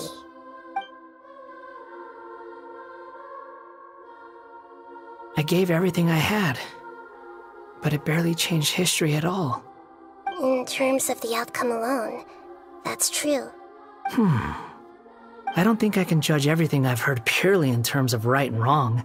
Each choice a person makes belongs to a specific place and time, a chain of cause and effect, a cycle of karma and consequence. That is the nature of truth. If one thing is right, its opposite must be wrong. And yet, dichotomies like this are not enough to explain the world in all of its complexity. It seems like my previous incarnation wasn't the most likable individual. We're not trying to hurt your feelings or anything, but yeah, we weren't your biggest fans.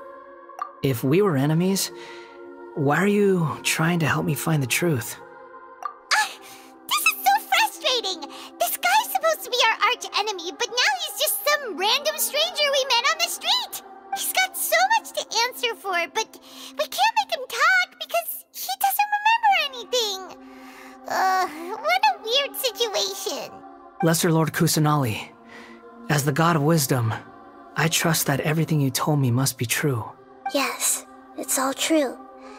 I can even show you the memories themselves, if you're willing. Please, I want to see them for myself. I want to experience my own transgressions. Even though it will cause your present self great mental anguish? I'm just a puppet, with no heart and no name. There is nothing in this world for me to cling to fill the void within me. Except maybe these sins that can never be undone. Very well. Wait, shouldn't we go with him? This one's kind of on us for bringing him here. Don't worry. Whatever danger I might face, it's my burden to bear. Traveler, could I ask you to supervise him on my behalf? Oh, good point. Given your, unique situation, we'd better keep an eye on you. Understood. Thank you. Now, prepare yourselves, everyone.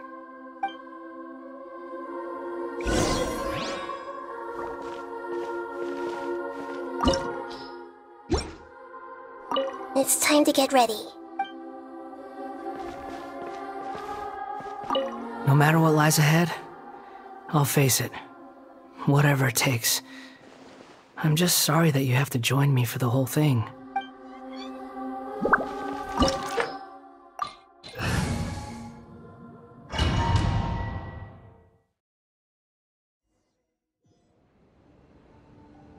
This looks like Inazuma. Right now, you're in a dream I created using information extracted from your memories. These memories will show you the raw truth. But be aware that enemies may react just like in the real world. Please be careful. Sounds like an immersive experience. It's a good thing we came along. You don't need to do this for me. I don't deserve your protection. We never give up halfway. Well, we had to once, but that was your doing. All right. Thanks. Wanderer, this is the Shake Pavilion. In your Balladeer incarnation, this is where the Electro Archon placed you after your creation. You had a great many memories here. Is that because this is kind of like his birthplace? You could say that, in a sense. You'll see why shortly. I hear footsteps. This place is huge. I can't believe the landslide didn't fill it in. I wonder who built it. The Crystal Marrow Miners? No, there's no way. Look at this exquisite construction work, and so well preserved too. No mining crew would be capable of this. There's someone passed out on the ground. Who are you? You're awake. What happened? How'd you get stuck here? Are you injured? Not a scratch. And these fine clothes. Who are you? This man is Katsuragi, deputy to Torichiyo's adopted son, Mikoshi Nagamasa. He found the balladeer in Shake Pavilion, and the rest is history. Well, it used to be. In the original version of events, Katsuragi was ultimately killed by Nagamasa. Let me get you out of here. Our people are nearby. Hang in there. During the Tatarasuna incident, Niwa was murdered by the doctor, disguised as a mechanic. The balladeer, then known as the Kabukimono, disappeared not long after. As the second in command at Tatarasuna, responsibility for what had happened fell to Mikoshi Nagamasa. But Katsuragi had sworn lifelong loyalty to Nagamasa after the latter had once saved his life. At Katsuragi's insistence, Nagamasa killed him to put an end to the Tatarasuna incident. Katsuragi seems like he was a good guy. He looks like a warrior, but he has a kind face. Why couldn't he live a long and happy life?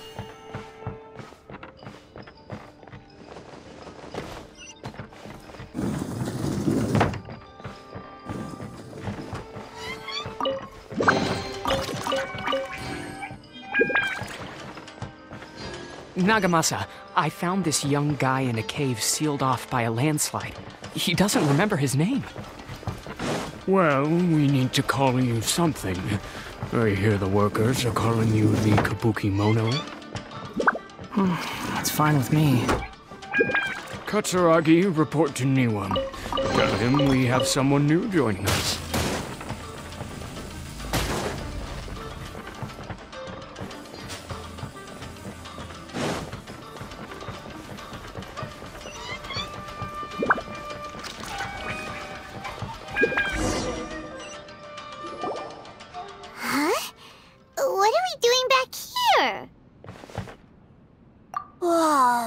This is where you were born? It's pretty, but there's nobody here. I was abandoned, like you. I lived here for a while at first, but there's nothing for us here. We can't stay. Okay. I heard my mom and dad used to make swords, but the factory manager died, and then my dad got sick. He kept coughing all the time, just like me. Then Mom started coughing too. But you can't. You promised me. Yup, we're family now. We're gonna be together forever and ever. This child didn't have a name. Or rather, the balladeer didn't know what to call him. His father died before he could name him. After his mother died, the child stayed in their straw hut alone. Some of the neighbors helped to raise him. After leaving Tatarasuna, the balladeer ran into this child who didn't have a name, just like him. They made a promise to live together. What happened to the child then? He died from his illness while he was still very young. The balladeer came home one day and found that he had stopped breathing. Hey! What's wrong? Say something! You promised me we could be family! You're no different from Niwa and all the others. You betrayed me too.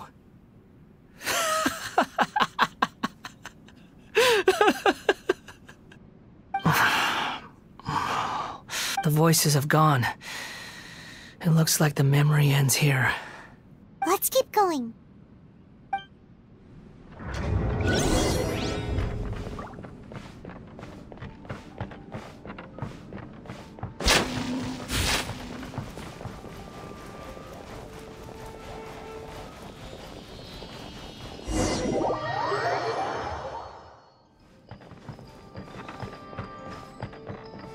You do realize you're blocking my path. I'd love not to obstruct you, I've been waiting. What you are truly is a weapon. One that could be wielded with an iron will. Or you could continue to drift aimlessly. Are you trying to win me over? Long-fated rebellion has begun. Why not take your place at the banquet and join those who shall feast? Let's not waste time. Cool it! Propagate! That seemed to work. This moment will be frozen in time. Freeze! This is bad. What an annoyance. This isn't good. Use this first. Cool it!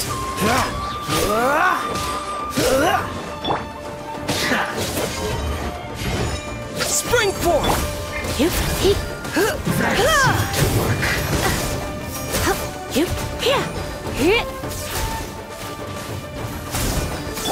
Dodge this! Use this first! What an annoyance!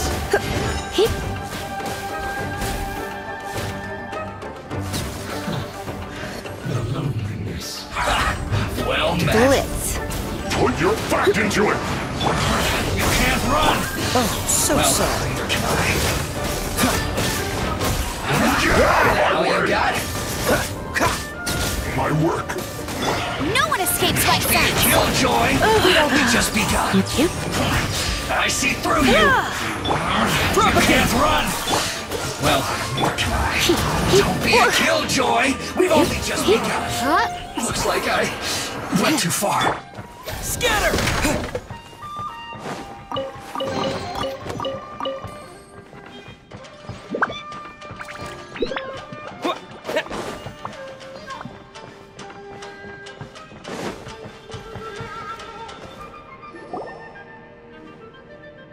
This place is dark. Paimon knows this place. It's the Delusion Factory in Inazuma. In the original version of events, the Traveler once encountered the Balladeer here. Such a creepy atmosphere. And so familiar. Hey, look over there! Well, well, my fair lady. Is this rundown factory and these incompetent fools all for me? Wow. You shouldn't have. Huh. What do you have to gain from belittling your subordinates? You might not want to admit it, but you are a part of this plan. Perhaps you find fighting in the Abyss to be a more meaningful use of your time? Oh, but of course, even this pales in comparison to being experimented on by the Doctor. What a sharp tongue you have. Funny how negotiating never seems to be your strong suit. For the task ahead, I suggest you keep your true feelings to yourself. Save your breath. I know what I have to do. I'm sure you think so, but I still think you need to hear it. Don't start thinking you're invincible, and don't let your emotions get in the way. Surely you're not worried about me. I just can't have you getting in my way. You and Child never fail to find ways to complicate things. I'm merely lighting a little fire in this chaotic nation. But you, being tossed out like trash, must make you want to destroy it completely. Do you remember the last time you were here? That was a lot of swordsmiths you killed. I'm sure the descendants of the Raiden Gokaden are still suffering the consequences now. Look at you. Oh, don't get so sentimental. Now, give that poor little tongue of yours a rest and stop pretending like you're above everyone else. Bye then. See you at the victory feast. Poor little tongue? She's playing with fire talking to me like that. Who does she think she is? Forget it. Someone might find me here any minute now. I should prepare to give them a warm welcome. The plot does not end here. There is more of this story to come. Wanderer, are you able to continue? Yes. Please don't worry about me. Why are you staring at me in silence? Can't you think of a nicer way to express yourself? I'm under no obligation to be nice to you. Besides, I thought nothing mattered to you except results in your own interests. Isn't that right, witch? Muddle-headed puppet. You're only number 6 because you can take more abuse than other humans. Do you really count that as an asset? You're about as much fun to be around as a raging inferno. But before we murder each other, it'd be best if we finish our duties.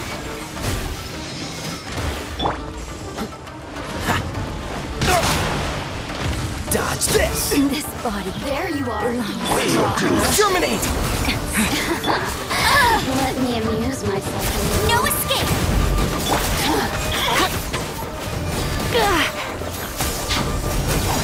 The more, the merrier. Cool it! Oh, so sorry. Dodge this! Scatter!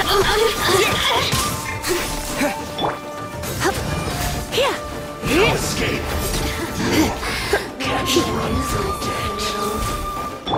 No one escapes my sights! Propagate! You really know how to...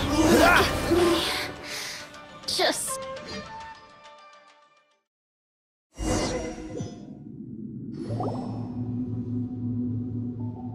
Looks like we have arrived in Sumeru.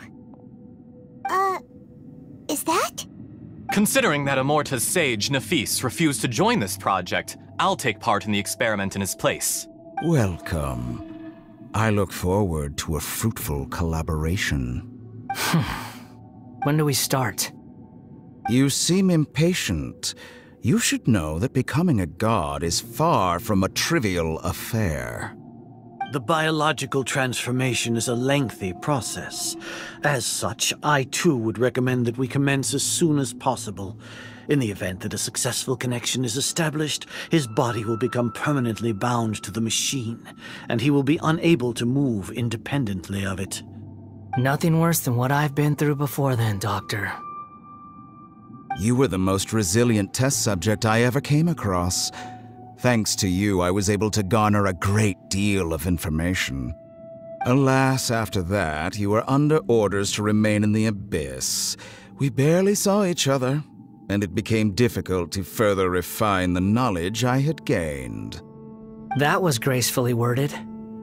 Ever wonder what they'd think if they knew that nothing matters to you, apart from your crazy experiments? I suggest you speak to me in a more respectful tone, Scaramouche.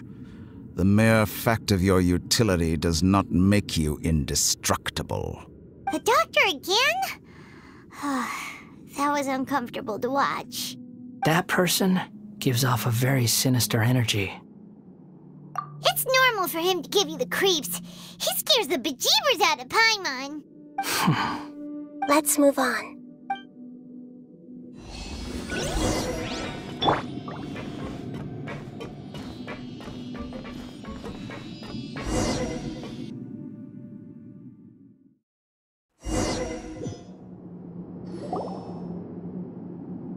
You're a god. Do you think I'm evil? If you accept that he is you, just as you are you, then yes, you are evil. In your eyes, are there any differences between humans and puppets? Do you think there are any differences between your present self and your previous and future incarnations? If not, then what are the differences between humans and puppets? Whoever has tasted the joys and sorrows of life in the human realm is human. Whoever has loved and lost, cried with grief, howled with rage at the tragedy of death that eclipses the miracle of life, they are human too. I've seen enough of my past. If possible, I'd like to reclaim the sins that are mine to bear. No matter the consequences, I won't run from blame or punishment. Whatever I am due, let it come to pass. Can you return my memories to me? Huh? But won't that mean you'll lose your current identity? I've always believed that human lives follow a set of rules, with each person being a collection of past experiences. As a puppet living in a human world, my life is subject to the same rules. Regaining your memories means reverting completely to your previous incarnation. All the emotions that you discarded will return to you. Are you sure you want to do this? I've lived with the void in my chest my whole life. My creator didn't need me. And ever since I awoke, I've just drifted from one place to the next. But then I met you. And I finally realized that reclaiming my missing sins might be my one opportunity to become my true self.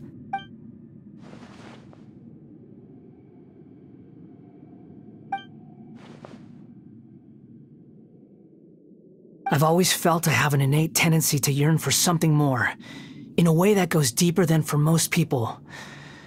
But for all my soul-searching as a Shugenja, I've never fully understood it. Looking at it now, it seems that I brought this curse upon myself. So I beg you, grant me this opportunity to gain a purpose, to change my destiny, and end my wandering. Very well. Since your mind is made up, I will return to you that which is yours.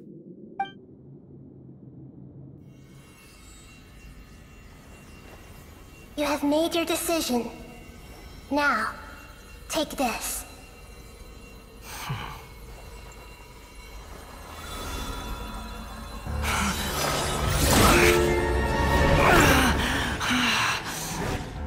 Set him free.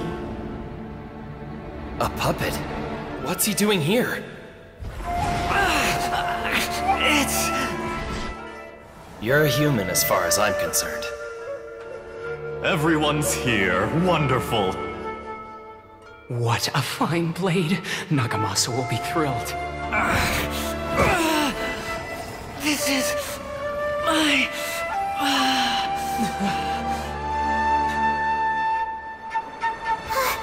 Is he alright? No way!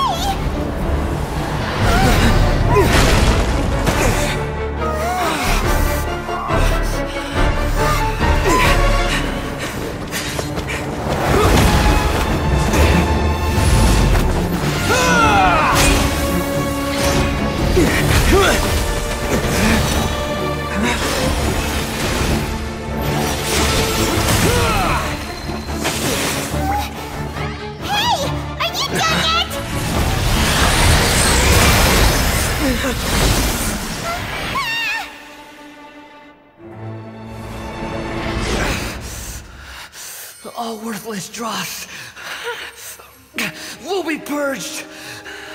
That's why this won't be the end.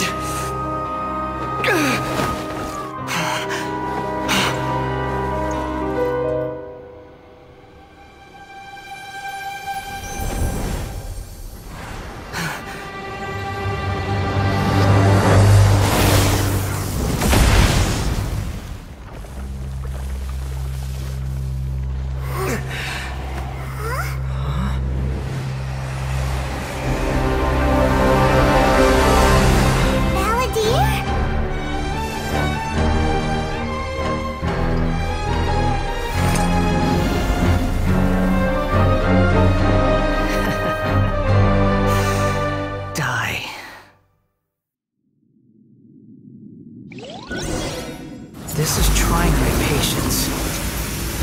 Have you got all your memories right now? Have you got any more stupid questions? Be more human.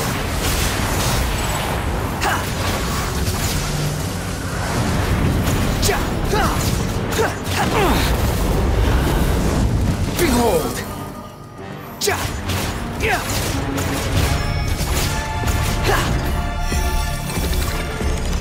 At my command, you shall fall!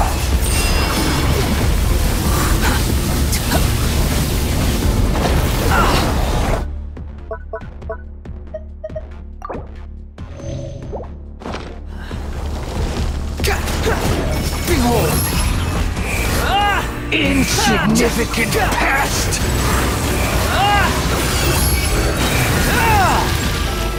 Unsightly insects!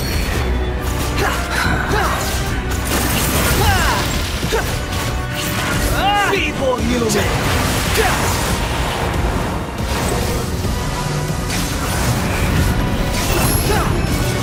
That's far enough!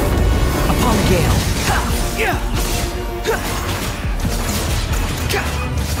My endless cycle begins! Squall and fury.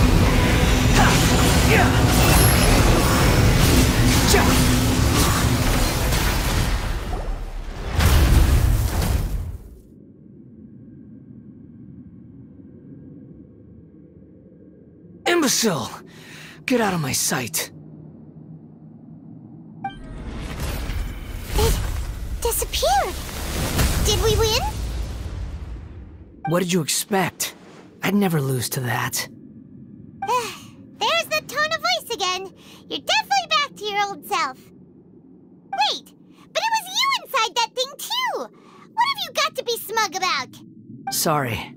I'm harsh on myself and everyone else. Just the way I am. You sound like you're concerned about me. But don't worry. Thanks to you, even if I didn't change a thing, at least I now know the truth. The memory recovery seems to have been a success. This dream has served its purpose. Come on. Let's continue this outside.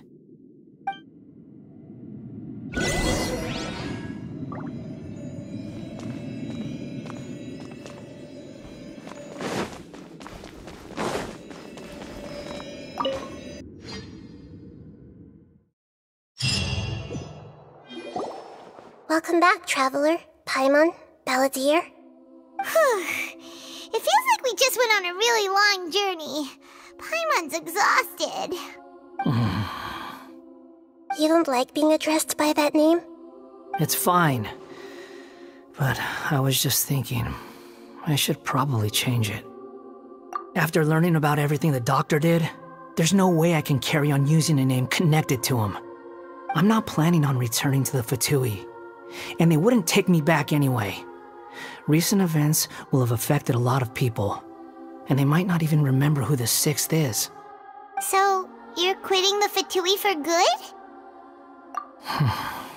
It's like you said, Lesser Lord Kusanali. Everything may look futile, but it wasn't completely meaningless. At least I made a lot of people forget about me. But that doesn't mean your own past has disappeared. Of course. And your main goal, for which you gave up everything you had, you weren't able to achieve it. I hope changing the world, changing the past, changing the fates of other people, these are not simple things to accomplish. What you are looking for is complete annihilation. But this is just a fantasy. Even if the Balladeer is removed from existence, the world will not heed your will. Indeed. How ridiculous. Do you regret doing all that when you've gotten so little in return? Even if I'm completely worthless, there's nothing in the world worth regretting. Lesser Lord Kusanali, you purposely left that information in Irminsul, didn't you? Yes, and I took pains to make sure that you'd acquire that information naturally. Why would you go to such lengths? You trying to win me over too? In all honesty, your past experiences have made you a useful asset to Sumeru and to me. Winning you over was indeed a part of my plan. But before that, I wanted to tell you the truth about your past. If all I wanted to do was use you, then I'd be no different from the doctor. Very clever. I guess you could say that's one of my virtues. Utility to others is what gives me worth. So if embracing my sins is what it takes to make me useful again, so be it. Oh right, I almost forgot. You're the good guys. You're into justice and all that. Sorry if I have a slightly different perspective on things, but I don't feel like I've been duped. The wisest leaders are fated to end up with the best helpers. I can live with that.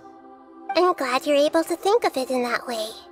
Traveler, in the future, I'll continue to search Irminsul more deeply and see what secrets can be uncovered, including the beginning of your twins' journey recorded in Irminsul.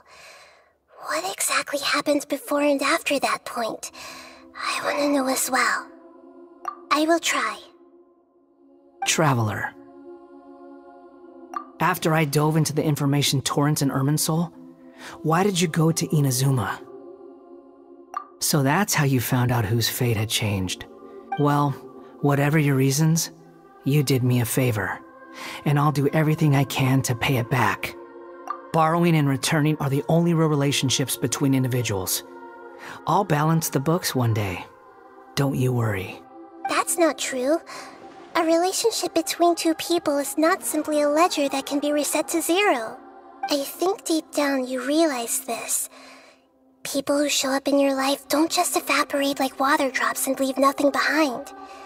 There is no such thing as balancing the books. Some things in this world can never be brought back, and they can never be changed, which is why there is emotion in the human world. Everything that you feel is real and lasting, and whatever is missing in you will not be made whole. To be human is to live with imperfections. You can choose whether or not you want to be human. But humans can't live without a heart, can they? Anyway, I gave up trying to become a human a long time ago. You understand what pain is perfectly well, even without a heart. You're just bearing your feelings. The past is set in stone, but you can keep moving on. And the longer your future lasts, the shorter your past will become, until one day, it is but a tiny fraction of your life. Sounds like you've got a future planned out for me. Everything's ended up being pretty darn complicated. Paimon doesn't even know where to start, but the most important thing now is that you need to follow Nahida. Otherwise, all our efforts will have been for nothing.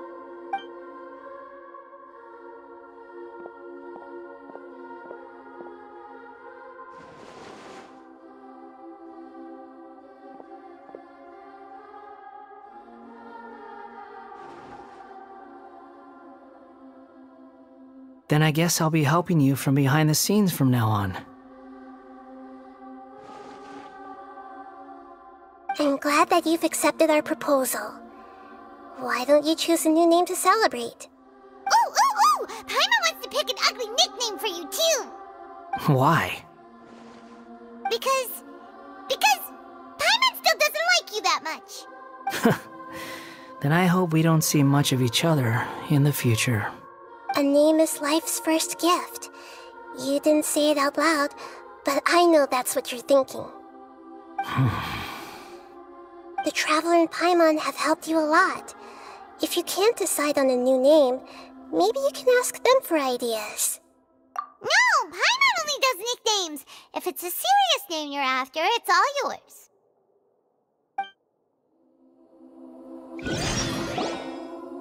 Have you got anything?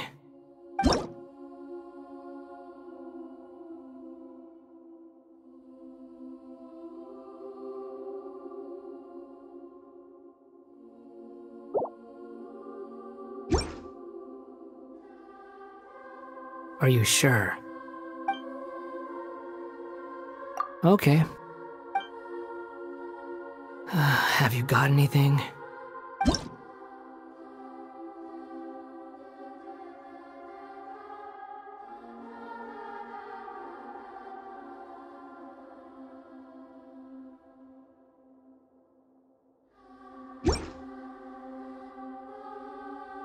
Are you sure?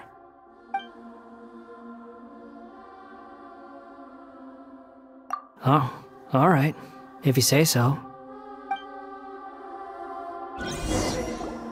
There! Now you have a name of your own. What about a nickname? Are you done yet? Still thinking. Stop rushing me! Take your time. I don't need to see you again until you've thought of one. Everyone who manipulated me and made me suffer will have to pay the price. You mean the Fatui? The doctor, at least. Now that your stance has changed, I believe your future path will change accordingly. But it won't be immediate. You still need some time to compose yourself. One more thing. There are still some descendants of the Raiden Gokuden living in Inazuma. Some of them know. Well, they ought to know about the connection between Raiden Gokuden and myself. I don't plan to leave Sumeru for the time being. If you see them in Inazuma, please tell them that I was the one responsible for the Raiden Gokuden's downfall. Even though the events have been erased from the world, they still deserve to know the truth. I see. That is up to you. Huh? But if we do that, then... It's fine. Let them stab their blades into my chest if they so desire. Maybe that's how it always should have been. What's that look for? Don't make that face. I know what I'm doing. That day will come. Alright. We're done here. Goodbye, wise deity. And you too. He's gone. What he went through today would have been like living an entire lifetime in an instant. He'll need some time to calm down. Yeah, true. But even so, after everything that's happened, he doesn't seem quite as fierce anymore. So we can finally go eat? Paimon is starving. Thank you both. I hope you will find somewhere nice to go and relax for a while.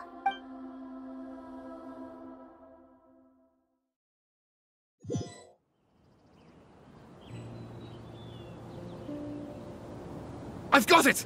I can end my novel with some words from Mikoshi Nagamasa. You mean because everyone else in the story is dead? Yeah, I heard that Mikoshi Nagamasa died at a ripe old age. He's the perfect fit to be the narrator of the epilogue. The dark clouds had dissipated, but they continued to cast their shadow in Mikoshi Nagamasa's mind for decades. Then, one night, as an old man, he had a dream. On the night when that prized blade, the Daitatara Nagamasa, was forged, the people rejoiced, and there was painting, dancing, and drinking. All these expressions of joy melted down in the furnace fire and turned into red clouds that rallied around the final sunrise.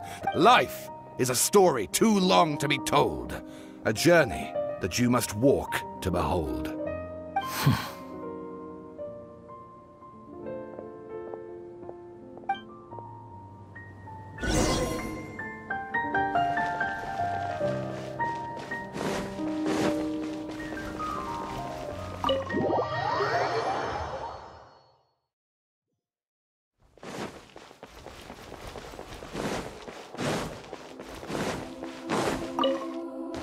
Thank you so much. Please get some good rest. You must be exhausted. You know, take a shower, take a duk-duk. You'll feel good as new.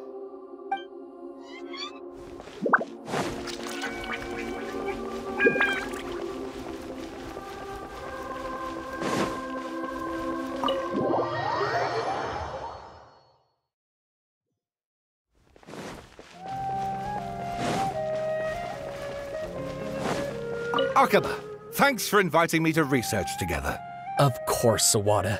Your creativity has been indispensable to me. Without you, I'd have scratched my head bald by now.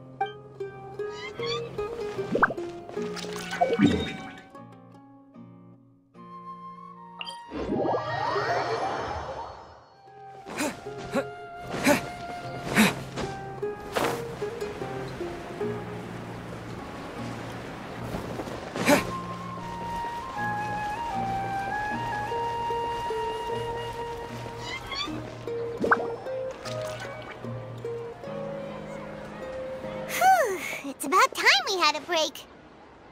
As soon as you stop, all the tiredness and hunger comes rushing back. Wow, great! Huh? Look at that vase. Did someone break it while they were cleaning the room or something? But Paimon doesn't remember there being a cleaner.